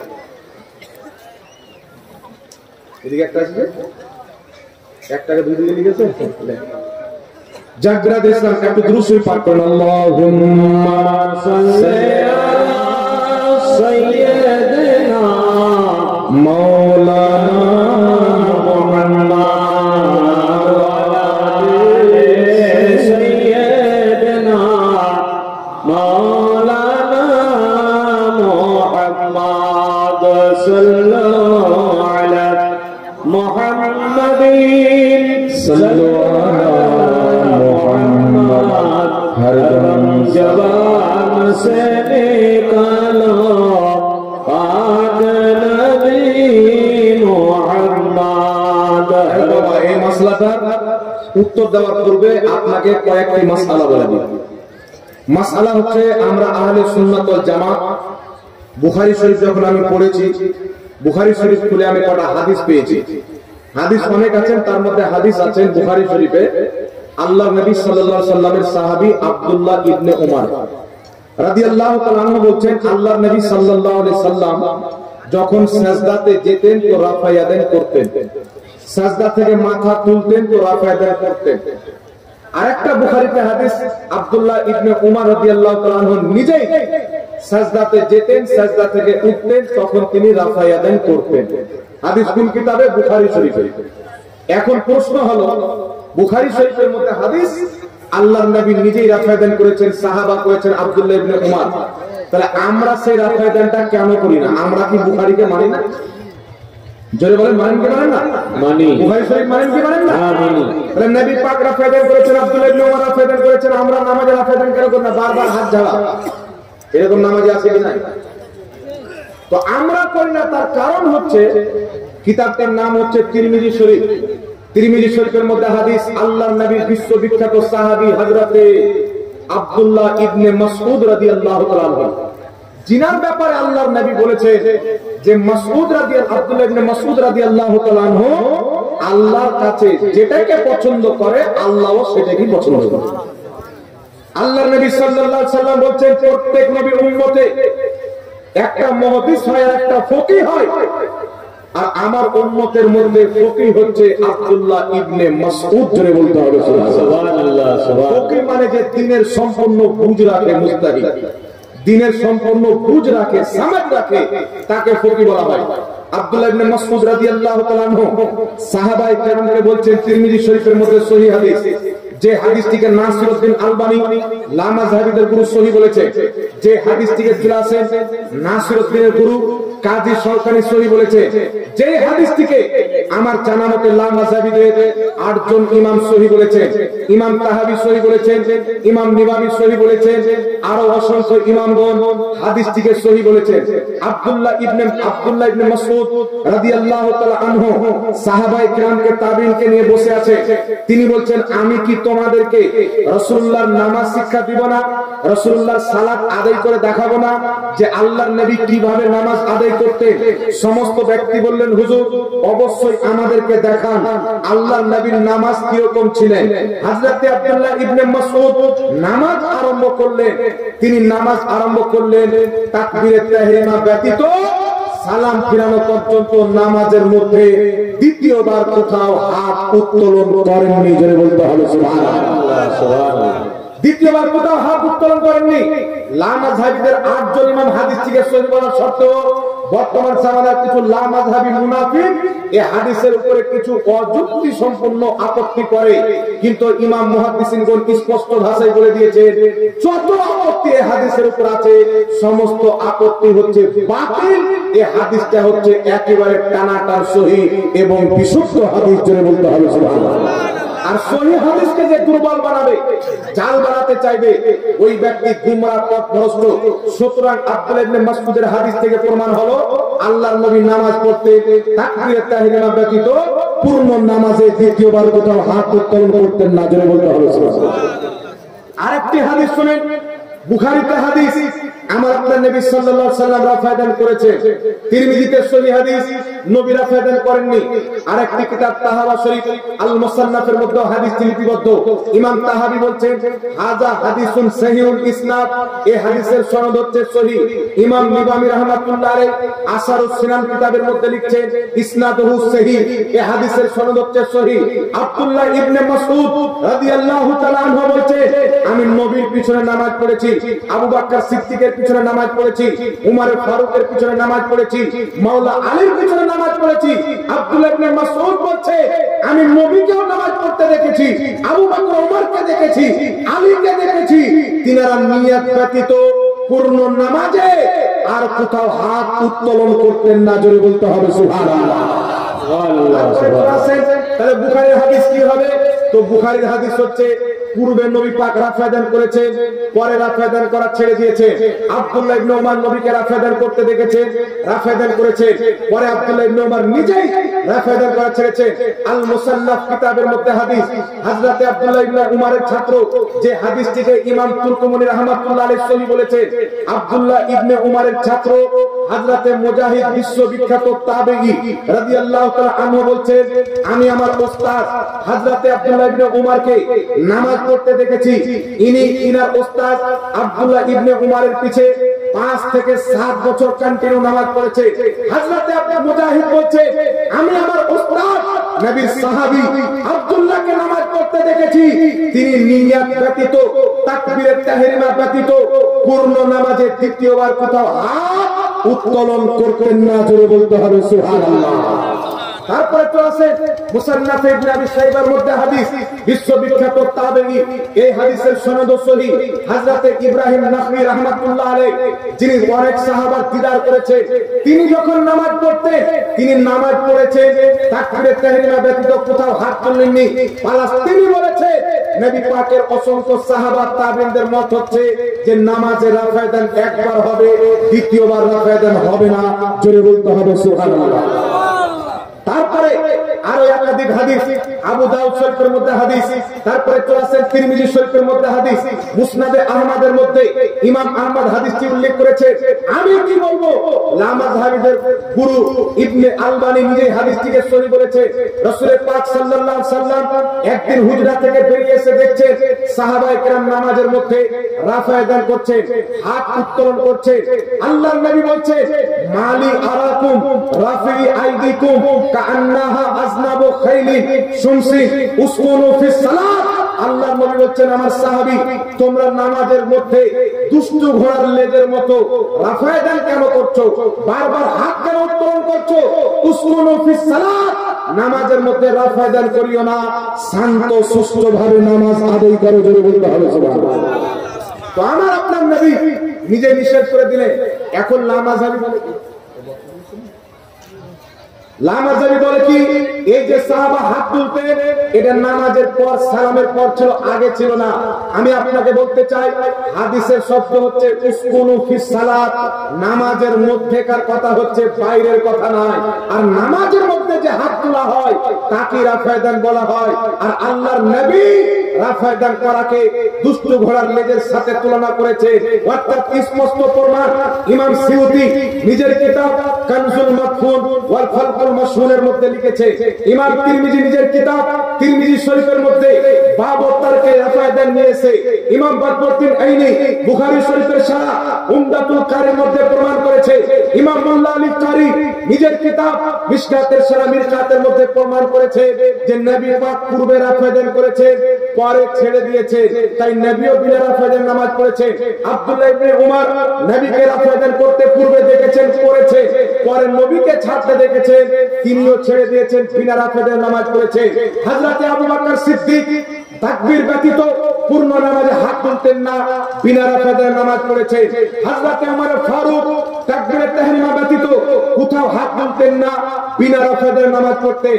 হযরতে মাওলায়ে কায়নাত আলী মুর্তজা রাদিয়াল্লাহু তাআলা আনহু তাকবীরে তাহরিমা ব্যতীত না রুকুতে যাওয়ার সময়, না রুকু থেকে ওঠার সময়, সালাম ফিরানো পর্যন্ত আর কোথাও হাত তুলতেন না। তো প্রমাণ হয়ে গেল নবী পূর্বে রাফায়দান করেছে, পরে ছেড়ে দিয়েছে। তো পরে যেটা নবী করেছে ওটাই হচ্ছে মুস্তাহাব, ওটাই হচ্ছে নবীর তরিকা। পূর্বে যেটা করে দিয়েছে ওটা রহিত হয়ে গেছে, আর পরে যেটা করেছে ওটা চালু হয়ে গেছে। তো যারা বিনা রাফায়দান নামাজ পড়ে তাদের নামাজ নবীর তরিকা মোতাবেক, আবু বকর সিদ্দিকের তরিকা মোতাবেক, উমর ফারুকের তরিকা মোতাবেক, মাওলা আলীর তরিকা মোতাবেক, আব্দুল্লাহ ইবনে উমরের তরিকা মোতাবেক, আব্দুল্লাহ ইবনে মাসউদের তরিকা মোতাবেক, ইমাম নাফির তরিকা মোতাবেক, অসংখ্য সাহাবার তরিকা, নবী মুস্তাফার যেটা তরিকা, আমাদের নামাজের সেটাই তরিকা। নারায়ে তাকবীর, নারায়ে তাকবীর, নারায়ে রিসালাত, নারায়ে রিসালাত, নারায়ে হায়দারি, জলসা কমিটি, বর্ষাপুরের দিনে নামাজের মধ্যে আপনার এলাকার মধ্যে কিছু গাধা লোক দেখতে পাওয়া যায়, বাংলা চটি কিতাব পড়ে নাই, আর বলছে বুখারীতে হাদিস আছে। পাগলা কোন জায়গার বুখারীতে আছে, আরো হাদিসের কিতাব আছে। আমার নবী বলেনি যে হাদিস যদি বুখারীতে আছে মানি, অন্য কিতাব আসলে মানিও না। আমার নবীর হাদিস যে কোন কিতাবে আসুক, হাদিসটি যদি নবীর থাকে মানা হচ্ছে ইমাম। বুখারীতে হোক, মুসলিমে হোক, তিরমিজিতে হোক। আর আমি যে রেফারেন্স দিয়েছি সেহায়ে সিত্তার কিতাব থেকে দিয়েছি, থাকলো মুসান্নাফ ইবনে আবি শাইবা, তো ইমাম ইবনে আবি শাইবা যিনি বুখারী লিখেছেন, ইমাম বুখারী, যিনি মুসলিম লিখেছেন ইমাম মুসলিম, ইনারা দুইজনের উস্তাদ ইমাম ইবনে আবি শাইবা। জোরে বলতে হবে সুবহানাল্লাহ, সুবহানাল্লাহ। ছাত্র কিতাব থেকে দলিল দিবে নবী রাফায়দান করেছে, আমি ওস্তাদের কিতাব থেকে দলিল দেব নবী রাফায়দান করা ছেড়ে দিয়েছে, তাই আমরাও ছেড়ে দিয়েছি। নবী যেটা করেন আমরা সেটা করবো, কি করবো না বাবা? আমি জোরে বলেন। এরা যদি রাফায়দান আপনাকে দলিল দেয়, এটা মনে করিয়েন না যে দলিল নাই, হাদিস আছে, তবে মানসুখ হয়ে গেছে, রহিত হয়ে গেছেন। আমল হবে কোনটার উপরে? যেটা নবী পরে করে দিয়েছেন। পূর্বে দারু পান করা জায়েজ ছিল বাবা, জানেন আপনারা? দারু পান করা জায়েজ ছিলেন।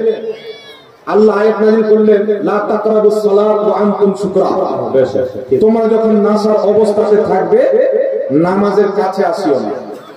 মানে অন্য টাইমে পান করো, কিন্তু নামাজের টাইমে পান করা আসিও না, মানে পূর্বে জায়েজ ছিল। তারপর আল্লাহ পাক আয়াত নাযিল করলেন যে তোমাদের জন্য সব পান করা আমি হারাম করে দিলাম। কোন ব্যক্তি যদি আয়াত নিয়ে বলে লা তাকরাবুস সালাত ওয়া আনতুম সুকরা, হুজুর আমি তো দারু পান করবো কিন্তু নামাজের টাইমে পান করবো না। আল্লাহ নামাজের টাইমে নিষেধ করেছেন, অন্য টাইমে খাতারনাক মারবো 2 বোতল, চলবে? পরে আল্লাহ হারাম করে দিয়েছেন, পূর্বের আয়াত মানসুখ, রহিত হয়ে গেছে। তারপরে ঈমান রাখতে হবে, আমল চলবে না। পূর্বে নবী রাফায়দান করেছেন, পরে ছেড়ে দিয়েছেন, পূর্বেরটা মানসুখ, পরেরটা আমল করতে হবে। এখন তাদের মাসলা হচ্ছে শাফি মাযহাবের লোক কেন করে? এটা ইমাম শাফি হচ্ছে ইজতিহাদ, আর আমি পূর্বে হাদিস দিয়ে দলিল দিয়েছি মুস্তাহিদ যদি ভুল করে এক নেকি পাবে, ওটাতে যারা আমল করবে তারাও এক নেকি পাবে, আর যারা সঠিক বের করবে 2 নেকি ডবল নেকি পাবে, সঠিকের উপরে আমল করবে ডবল নেকি পাবে। জোরে বলেন না সুবহানাল্লাহ। সুবহানাল্লাহ। এটা বুঝতে পারলেন বাবা আমরা কেন রাফায়দান করি না? জি বুঝতে পেরেছেন? আল্লাহ পাক বুঝার তৌফিক দান করুক। আরেকটা মাসলা হচ্ছে নামাজের পরে দোয়া। যে গাধা মৌলবি বেরিয়েছে বলছে নামাজের পরে হাত তুলে দোয়া নাই। এমন কোন আহলে হাদিস একটা ওয়াজ পর্যন্ত আমি পেলাম না যে আমার সাথে বসবে যে নামাজের পরে হাত তুলে দোয়া আছে না নাই। ওর 14 গোষ্ঠীর কিতাব থেকে ফরজ নামাজের পর হাত তুলে দোয়াও দেখাবো, সম্মিলিত দোয়াও দেখাবো। হাদিস পরে তোমার ঘরে আগে দেখাবো। আর দোয়া করার জন্য যদি বেটা আমাদেরকে বিদাতি বলো, তোমার 14 গোষ্ঠীকে বিদাত প্রমাণ করো। মাসলাটা বলছে আগে আমি উত্তর দিয়ে দিও। শুনুন,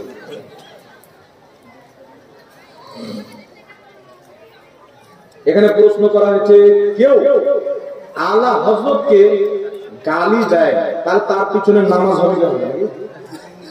তার আজানের নামাজ হবে কি হবে না?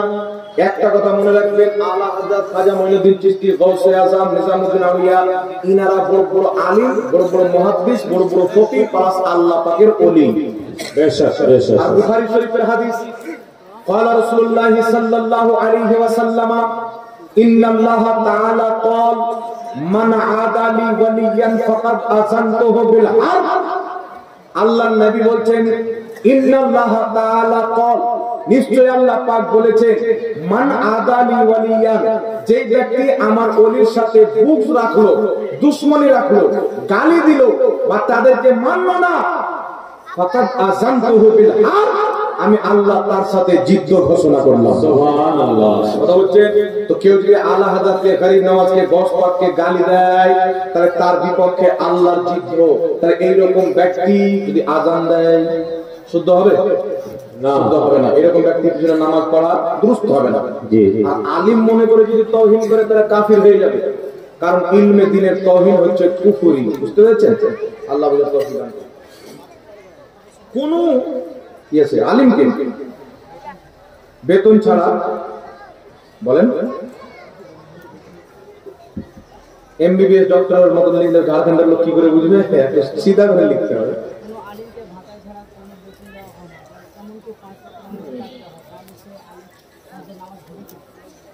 কোন ইমামকে মমতা ব্যানার্জি যে ভাতাটা চালু করেছেন ওয়াকফ বোর্ডের, আমাদের এই টাকা, এই ভাতা ছাড়া অন্য কোনো বেতন দেয় না। আর সমাজের লোক 5 ওয়াক্তের নামাজ পড়ার চাপ দেয় যে ছুটি পাবে না। কথা বুঝতে পারছেন? এইগুলো মানুষ হচ্ছে মানুষ নামের জালিম। এ নামাজি নয়, এটা দেখানো নামাজ। আর নামাজ যে কবুল হবে কিনা কোনো গ্যারান্টি নাই। আচ্ছা বলেন তো বাবা, মমতা ব্যানার্জি যে ভাতা চালু করেছে 3000 টাকা, নাকি 3000 আর সংসার চলবে? তাহলে যে মুসল্লি ওর পিছনে নামাজ পড়ছে ও হারাম করে লজ্জা শরম কিছু আছে যে 3000 সংসার চলবে কি চলবে না? একটা জায়গাতে গিয়েছিলাম বাবা, কমিটিকে ডাকলাম, কত বেতন দেন? বলছে 7000 বেতন দিন। 7000 সংসার চলবে না আমাদেরকে শিখাবে? মানে আমি বললাম 7000 সংসার চলবে, একটু বাড়িয়ে দেন। যে 7000 সংসার চলবে না মানে সুন্দর সংসার চলবে? আমরা কি জানি না? আমরা কি সংসার করলে আমার যটা কমিটি আছো আমার সাথে খালি ঘুরবে, যার সাথে চলো, তোমাদেরকে 7000 নয় 10000 করে বেতন দেবে। তাহলে আমার গাড়িতে বসে থাকবে, যার সাথে নামবে, ভালো মন্দ মানুষ খেতে দিবে, মেহমান নামাজে করে খাবে আর পেট ফুলাবে আর ঘুরবে, 10000 করে দেবো, চল। তো কমিটির লোক বলছে যে তা কি হবে না? যে তুমি যেখানে 30,000 40,000 টাকা কামাও মাসে, তো তুমি 10,000 টাকাতে যাবে? তো নিজের বেলা আহা আর অন্যর বেলা নাকি বলে লাল মরিচ আর মিষ্টি। তো বাবা, ইমাম সাহেবের পিছনে নামাজ পড়ছে, একজন ইমামকে উপযুক্ত বেতন যদি না দেন, সেই ইমামের সংসারে যদি অভাব হয়, ছেলে পেলে যদি মানুষ না করতে পারে, আপনার দায়ী হবেন, কিয়ামতে আল্লাহ আপনাকে ধরবে। আর এই বেটা শুধু ওই ভাতার টাকা দেয়, ও দেয় না, আমার বাপ দেয় না, আবার ওদের 5 ওয়াক্তের নামাজই পড়াইতে হবে, ছুটি মিলবে না। মুর্শিদাবাদে একটা ইমাম সাহেব আপনার বৃহস্পতিবারে বাড়ি যায় আর শুক্রবারে এসে জুমা পড়ায়। তো স্ত্রীকে ডক্টরের বাড়ি নিয়ে যাওয়ার কারণে শুক্রবারে আসতে পারেনি। কমিটির লোক গোটা গাঁ হাল্লা করে শুক্রবারে মিটিং ডেকেছেন। জুমা ইমাম সাহেব ধরলো না, ইমাম সাহেবকে বাদ করে দেবো, আমরা রাখবো না। তো ইমাম সাহেব বলছেন হুজুর আপনাকে তো বাদ করে দেবো, আপনি কি কিছু বলতে চান? তো ইমাম সাহেব দাঁড়িয়ে বলছেন দেখেন আমি শুক্রবারে জুমার নামাজ ধরতাম, প্রত্যেক সপ্তাহ ধরি। আমার স্ত্রীকে ডক্টরে নিয়ে যাওয়ার কারণে আমি এটা ধরতে পারিনি, ব্যতিক্রম। তো আপনারা যদি এটা না দেখেন তাহলে আগামী থেকে আপনারা 6টা ইমাম রাখবেন, যার ছেলেও থাকবে না, যার বিবিও থাকবে না। হিজড়া ইমামের পিছনে নামাজ পড়বে না, কি বলবো না, বাচ্চা থাকবে না, কাচ্চা থাকবে না, কেউ থাকবে। আর দেখবেন যেন ওর মা বাবা মরা থাকে, জিন্দা না থাকে। তার না মা বাবার জন্য বাড়ি যাবে না, স্ত্রীর জন্য যাবে না, বাচ্চা কাচ্চার জন্য যাবে। তো কবে আমাদের মানুষকে হুঁশ আসবে আল্লাহ জানে। যে ইমাম সাহেবকে গোলাম মনে করে তার নামাজ আল্লাহ জানে কবুল হবে কিনা। ইমাম সাহেবকে নিজের মাথার তাজ মনে করতে হবে, তাহলে আপনার নামাজ আল্লাহর কাছে কবুল হবে। আজকে আমাদেরকে জালসাতে ডেকেছে, আমার বাপজি মাওলানা মুহসিন হোসেন কালিমিকে ডেকেছেন, মাওলানা আবুল ইসলাম জামালিকে জালসাতে ডেকেছেন। 10,000, 12,000, 15,000, আগামীতে শুনেছিলাম আপনারা 40,000, 30,000 বক্তা ডেকেছিলেন। তা আমরা তো অত হাদিস কোরআন জানি না, আমাদের দামটা কম পাবো। আর যারা একটা টান টুন দিয়ে বলতে পারে ওদের দামটা মার্কেটে বেশি। কথা বুঝতে পারছেন? তো আমাদেরকে একদিনকার জন্য ডাকলেন, 2 ঘন্টা বক্তব্য দিব, 10,000, 15,000, 20,000 দিয়ে দিলেন। আর ইমাম সাহেব প্রত্যেক সপ্তাহ আপনাকে 1 ঘন্টা 8 ঘন্টা করে বক্তব্য দেয়। আপনার বাপের, আপনার মায়ের, আপনার 14 গোষ্ঠীর জানাজা পড়ায়, আপনার মেয়েদেরকে পড়ায়, আপনি মাসলা জিজ্ঞাসা করেন, 5 ওয়াক্তের নামাজ তার পিছনে পড়েন। সব করার পর 1 মাস হয়ে যাওয়ার পর আপনি তাকে 10,000 টাকা দেন। তখন আপনার পেটে ব্যথা, আপনার মাথায় ব্যথা, আপনার চোখে ব্যথা, আপনার নাকে ব্যথা, এগুলো সব হচ্ছে কৃপণতার আলামত আর বুজদিল ব্যক্তির পরিচয়। আমার নবী বলেছেন যে ব্যক্তি মুমিন হবে সেই ব্যক্তি কৃপণ হবে না, আর যে ব্যক্তি কৃপণ হবে মুমিন হবে না। মুমিন মানে সাখী, অন্তর খুলে ইমাম সাহেবকে বেতন দেন, অন্তর খুলে। আল্লাহর কসম খেয়ে বলি, আপনার রুজিতেও বরকত হবে, আপনার মসজিদেও বরকত হবে। সুবহানাল্লাহ, সুবহানাল্লাহ। আপনি মনে করছেন 2,000 টাকা কম দিব তো 2,000 করে বছরে 24,000 বাঁচবে, ওই টাকাতে আপনার বরকত হবে না। আল্লাহ বুঝার তৌফিক দান করেন, আমিন। আমিন বলেন না বাবা, আমিন। কালকে কিছু কমিটি ফোন করে আমাকে গালি দিতে হবে। আর আছে নাকি? তাড়াতাড়ি দেন। কাদেরকে? ওদেরকে যত বলেন আগে আসবেন। মামুনেরা একটু এগিয়ে যান, পিছিয়ে মামুনেরা বাইরে বসে আছে, বসতে পারছে না। মামুনেরা দয়া করে একটু এগিয়ে বসেন, মা একটু এগিয়ে বসেন, এগিয়ে বসেন। আপনারা আর কেউ প্রশ্ন পাঠায়েন না। লাস্ট একটা মাসলা বয়ান করবো, ফরজ নামাজের পরে হাত তুলে দোয়া করো। এই মাসলাটা বয়ান করে শেষ করে টাইমে বক্তা মনে হয় চলে আসছে, আর কয়েকটা এখানে এসে বাস। আর কেউ দিয়েন না। আর যদি খুব মনে হয় খুব এমার্জেন্সি আছে, তারা মানা করবো না, দিবেন অসুবিধা। মাজারে কি মহিলারা যেতে পারে? দেখেন আল্লাহর নবী সাল্লাল্লাহু আলাইহি ওয়াসাল্লামের মেয়ে হযরত ফাতেমা, হাকিম আল মুস্তাদরাকের সহিহ হাদিস, তিনি কবর জিয়ারত করতে যেতেন। আল্লাহর নবী সাল্লাল্লাহু আলাইহি ওয়াসাল্লামের স্ত্রী মা আয়েশা কবর জিয়ারত করতে যেতেন, সহিহ হাদিস দ্বারা প্রমাণিত। হাকিম আল মুস্তাদরাকের মধ্যে হাদিস, আল্লাহর নবীর মেয়ে ফাতেমাতুজ জাহরা, হযরত আমির হামজা, নবীর চাচা, মা ফাতেমার দাদা। একটা কথা মনে দিন, বাংলাদেশে কিছু গাধা মুলি বেরিয়েছে, যে মা ফাতেমা বলা যাবে না। নারে তাকবীর, নারে তাকবীর, নারে তাকবীর, নারে রিসালাত, নারে রিসালাত, নারে হায়দারি, নারে হায়দারি। হযরতুল আল্লামা মাওলানা মুফতি মুআজ্জম হোসেন কালিমি সাহেব, হযরত আল্লামা মাওলানা মুফতি মুআজ্জম হোসেন কালিমি সাহেব। নারে তাকবীর, নারে রিসালাত, নারে হায়দারি, মাসলাকে আলা হযরত।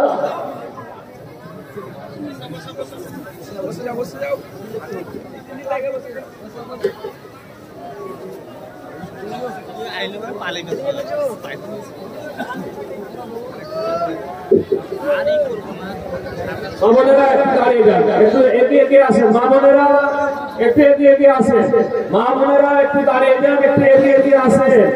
পিছিয়ে মামুনেরা বসতে পারছেন না, একটু দয়া করে আপনারা এগিয়ে বসুন।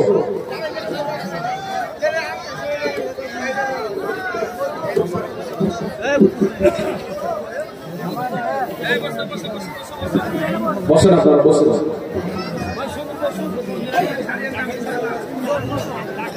বসেন। আলহামদুলিল্লাহ, আপনাদের পরিচিত, আকাঙ্ক্ষিত, আপনাদের মহব্বতের, ভালোবাসার, প্রেমের মানুষ, আমার শ্বশুর মশাই বাপজি আল্লামা মাওলানা মুআজ্জম হোসেন কালিমি সাহেব কিবলা, প্রতিষ্ঠাতা সিধরি মহিলা মাদ্রাসা, উপস্থিত হয়ে গেছেন। ওনার বক্তব্য শুনবেন।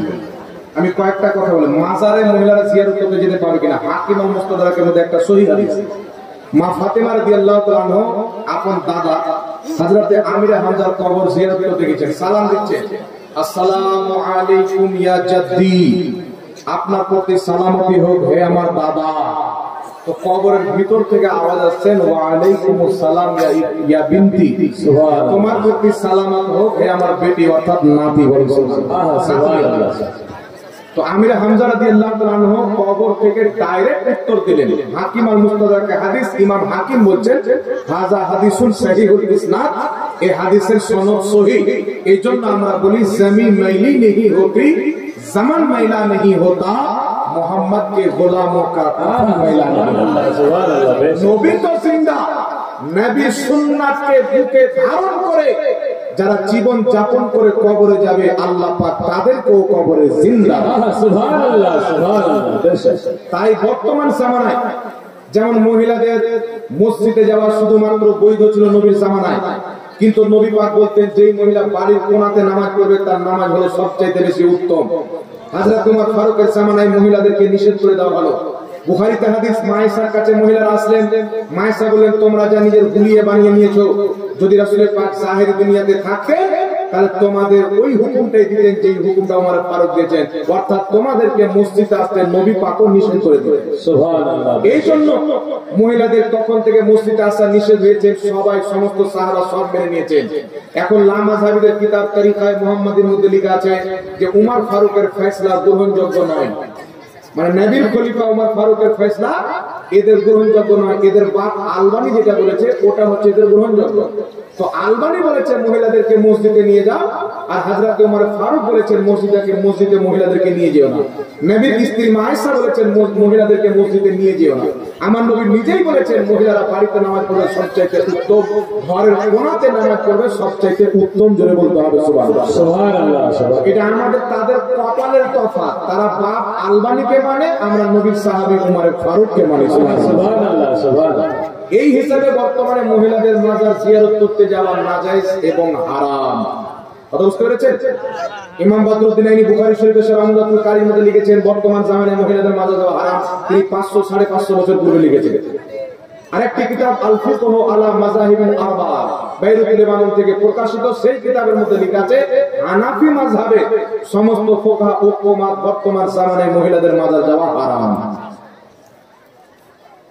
আসসালামু আলাইকুম। ওয়ালাইকুম আসসালাম ওয়া রাহমাতুল্লাহি ওয়া বারাকাতুহু। এই কি লেখা আছে দেখেন, বোর্ড ইংলিশ লিখে পাঠিয়ে দিচ্ছি। কোন অসুবিধা নেই, জায়েজ কাজ লিখছেন। স্বামী স্ত্রী সহবাসের সময় যদি মারা যায় জান্নাতে যেতে পারবে কি পারবে না? ঈমান যদি থাকে, সুন্নি সহিহ আকীদা থাকে, অবশ্যই জান্নাতে যাবে। কথা বুঝতে পারছেন? কারণ এটা জেনায় লিপ্ত নয়, স্বামী স্ত্রীর মিলনটাও একটা ইবাদত। সুবহানাল্লাহ। এই জন্য কোনো অসুবিধা নাই। হিজরার জানাজায়, হিজরার জানাজার নিয়ত কিভাবে? হিজরা হলো দুই প্রকার, একটা দেখতে মহিলাদের মতো, একটা দেখতে ছেলেদের মতো। তো ছেলেদের দিকে যদি যায় তাহলে ছেলেদের নিয়ত হবে হাজাল মেয়েতে, আর মেয়েদের দিকে যদি যেতে হয় তাহলে হাজাল মেয়েতে। ঠিক আছে?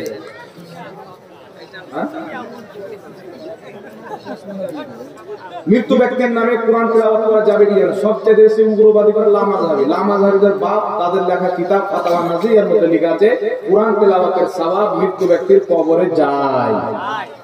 সুবহানাল্লাহ, সুবহানাল্লাহ, সুবহানাল্লাহ। মাজমু যাওয়াইদের মধ্যে সহিহ হাদিস, আল্লাহর নবী সাল্লাল্লাহু আলাইহি সাল্লামের সাহাবী তারপরে তাবেঈ হযরতে লজলজ রাহমাতুল্লাহ আলাইহি, তিনি নিজের ছেলেকে নসিহত করছেন, আমি যখন মরবো আমার কবরের পায়ের দিকে সূরা বাকারা পড়বে, আর মাথার দিকে সূরা বাকারার শেষ অংশ পড়বে, পায়ের দিকে শুরু অংশ পড়বে।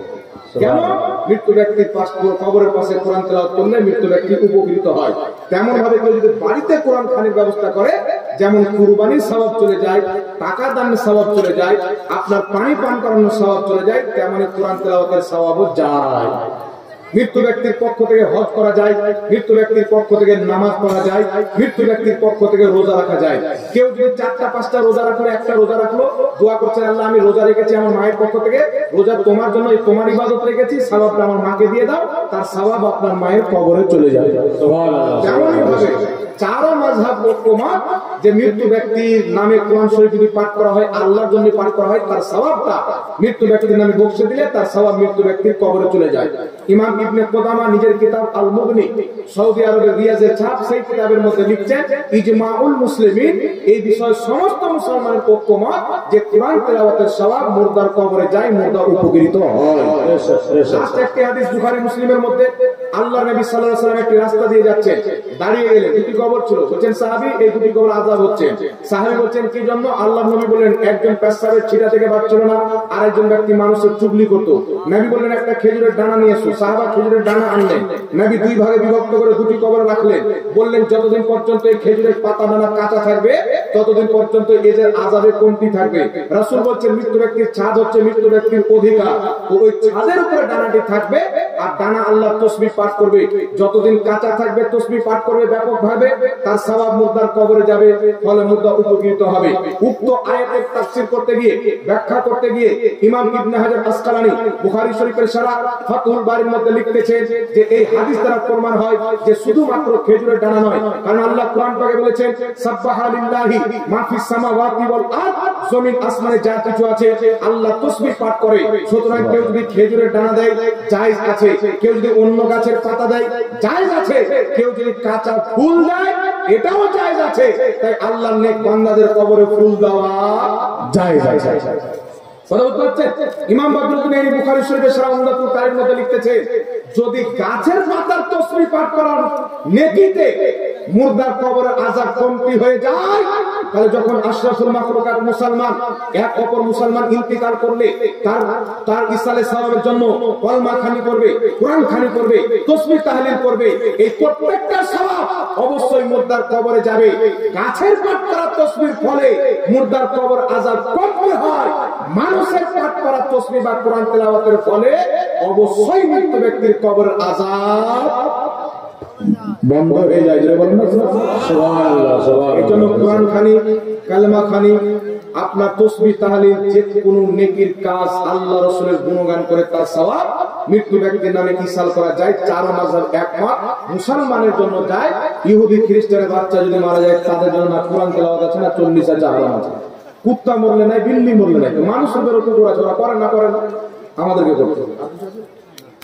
যাক, আল্লাহ পাক বুঝার তৌফিক দান করুক, আমিন সুম্মা আমিন। বাকি আমার চলে এসেছে একটা মাসলা বলেছিলাম, হাদিস অনেক আছে, আল্লাহর নবী বলেছেন যখনই মুসলমান সবাই মিলে হাত তুলে দোয়া করে, একজন দোয়া করবে বাকি সবাই আমিন বলবে, আল্লাহ তাদের দোয়া কারেন্টের মতন কবুল করে নেবে। জোরে বলুন সুবহানাল্লাহ। অসংখ্য হাদিস আছেন মুআজামুল কাবীর তাবরানির মধ্যে, মুআজামুস সাগীর তাবরানির মধ্যে, মাজমাউজ যাওয়াইদের মধ্যে, হাকিম আল মুস্তাদরাকের মধ্যে, সিহাহ সিত্তার মধ্যে অনেক হাদিস আছে। ফরজ নামাজের পর আল্লাহর নবী দোয়া করেছেন। লা মাযহাবিদের গুরু আব্দুর রহমান মুবারকপুরি নিজের কিতাব তুহফাতুল আহওয়াজের মধ্যে সহিহ হাদিস লিখেছেন আল্লাহর নবী 5 ওয়াক্তের নামাজের পর দোয়া করতেন, আর সালাম ফেরানোর পর, ফরজ নামাজে সালাম ফেরানোর পর মুক্তাদের দিকে চেহারা করে দুইখানা হাত উত্তোলন করে দোয়া করতেন। লা মাযহাবিদের বাপ আব্দুর রহমান মুবারকপুরি তুহফাতুল আহওয়াজে হাদিসটি লিখেছেন আর হাদিসটিকে সহিহ বলেছেন। হাদিসটি লেখার পর আব্দুর রহমান মুবারকপুরি আহলে হাদিসের ইমাম বলছে এই জন্য অসংখ্য আহলে হাদিসের ইমামগণ ফরজ নামাজের পর হাত তুলে দোয়া করাকে জায়েজ লিখেছে। সুবহানাল্লাহ, সুবহানাল্লাহ। আপনার কিতাব তারপরে চলেছেন আহলে হাদিসের ফতোয়ার কিতাব ফাতাওয়া নাসিরিয়ার মধ্যে লেখা আছে ফরজ নামাজের পর হাত তুলে দোয়া নবী পাক করেছেন। সুতরাং ফরজ নামাজের পর হাত তুলে দোয়া করা মুস্তাহাব এবং জায়েজ প্রমাণিত। ফাতাওয়া সানাইয়ের মধ্যে লা মাযহাবিদের ইমাম সানাউল্লাহ আমৃতসরি লিখতেছে ফরজ নামাজের পরে হাত তুলে দোয়া করা যায়, নবী পাক সাল্লাল্লাহু আলাইহি ওয়াসাল্লাম নিজেই দোয়া করেছেন। লা মাযহাবিদের ইমাম নাসিরউদ্দিন আলবানী নিজের কিতাব ও একটি কিতাব লিখেছে রাসূল সাল্লাল্লাহু আলাইহি ওয়াসাল্লামের নামাজের ব্যাপারে। সেই কিতাব বাংলাদেশ থেকে প্রকাশিত হয়েছে। সেই কিতাবের মধ্যে লিখতেছে ফরজ নামাজের পর দোয়া করা হাত তুলে যায়। অসংখ্য মুহাদ্দিস ইমামগণ এই মত পোষণ করেছে যে ফরজ নামাজের পর হাত তুলে দোয়া করা যায় এবং সম্মিলিত দোয়া করা যায়। আমি আলবানী বলি যদি জরুরি মনে করে, ফরজ মনে করে, ওয়াজিব না মনে করে যদি ফরজ নামাজের পর কেউ শুধু জায়েজ বা মুস্তাহাব মনে করে সবাই মিলে হাত তুলে দোয়া করে, ওয়াহাবিদের বাপ আলবানি বলছে কোনো অসুবিধা নাই, জায়েজ আছে। সুবহানাল্লাহ। বাপ বলছে জায়েজ আর বেটা বলছে না জায়েজ। ওই তো বাপ নামাজ ছেড়েছে, বেটা জন্ম নিয়েছে, চিন্তা করেন কোন বেটা আছে। তা আমাদেরকে যদি বিরাট প্রমাণ করতে আসে বাবা, দোয়া নিয়ে হোক আর কিয়াম নিয়ে হোক আর যেই নিয়ে হোক, ওদের বাড়ির লোক আগে বিদাতি হবে, আর ওদের ইমামরা যখন বিদাতি হবে তার ইমামদের চেহারা সুন্নতি থাকবে বাবা। এই জন্য আহলে সুন্নাত ওয়াল জামাতের প্রতি কায়েম থাকুন, আর আলিম হন, নচেত আলিমের সাথে সোহবতে থাকনেওয়ালা হন। আলিম হন, নচেত আলিমের বন্ধু হন, আলিমের সোহবতে থাকনেওয়ালা হন। আর আল্লাহর কসম খেয়ে বলি, আহলে সুন্নাত ওয়াল জামাতে আপনার সন্তানকে আলিম বানান, আলো আওলাদকে আলিম বানান। আপনার ছেলেরও ঈমান বাঁচবে, আপনার খানদানেরও ইনশাআল্লাহ ঈমান বাঁচবে। ফিতনার জামানা, আল্লাহ পাক সকলকে বুঝার তৌফিক দান করুন। আমি নিজের বক্তব্য এখান থেকে কি করলাম। আল্লাহ বলছেন ইয়া আইয়ুহাল্লাযীনা আমানুত্তাকুল্লাহা ওয়া কুনু মা'আস সাদিকিন। হে ঈমানদার, আল্লাহকে ভয় করো, সত্যবাদীর সঙ্গী হয়ে যাও। আল্লাহ সত্য জামাত আহলে সুন্নাত ওয়াল জামাতের প্রতি আমাদেরকে কায়েম রাখো। ওয়া মা আলাইনা ইল্লাল বালাগ।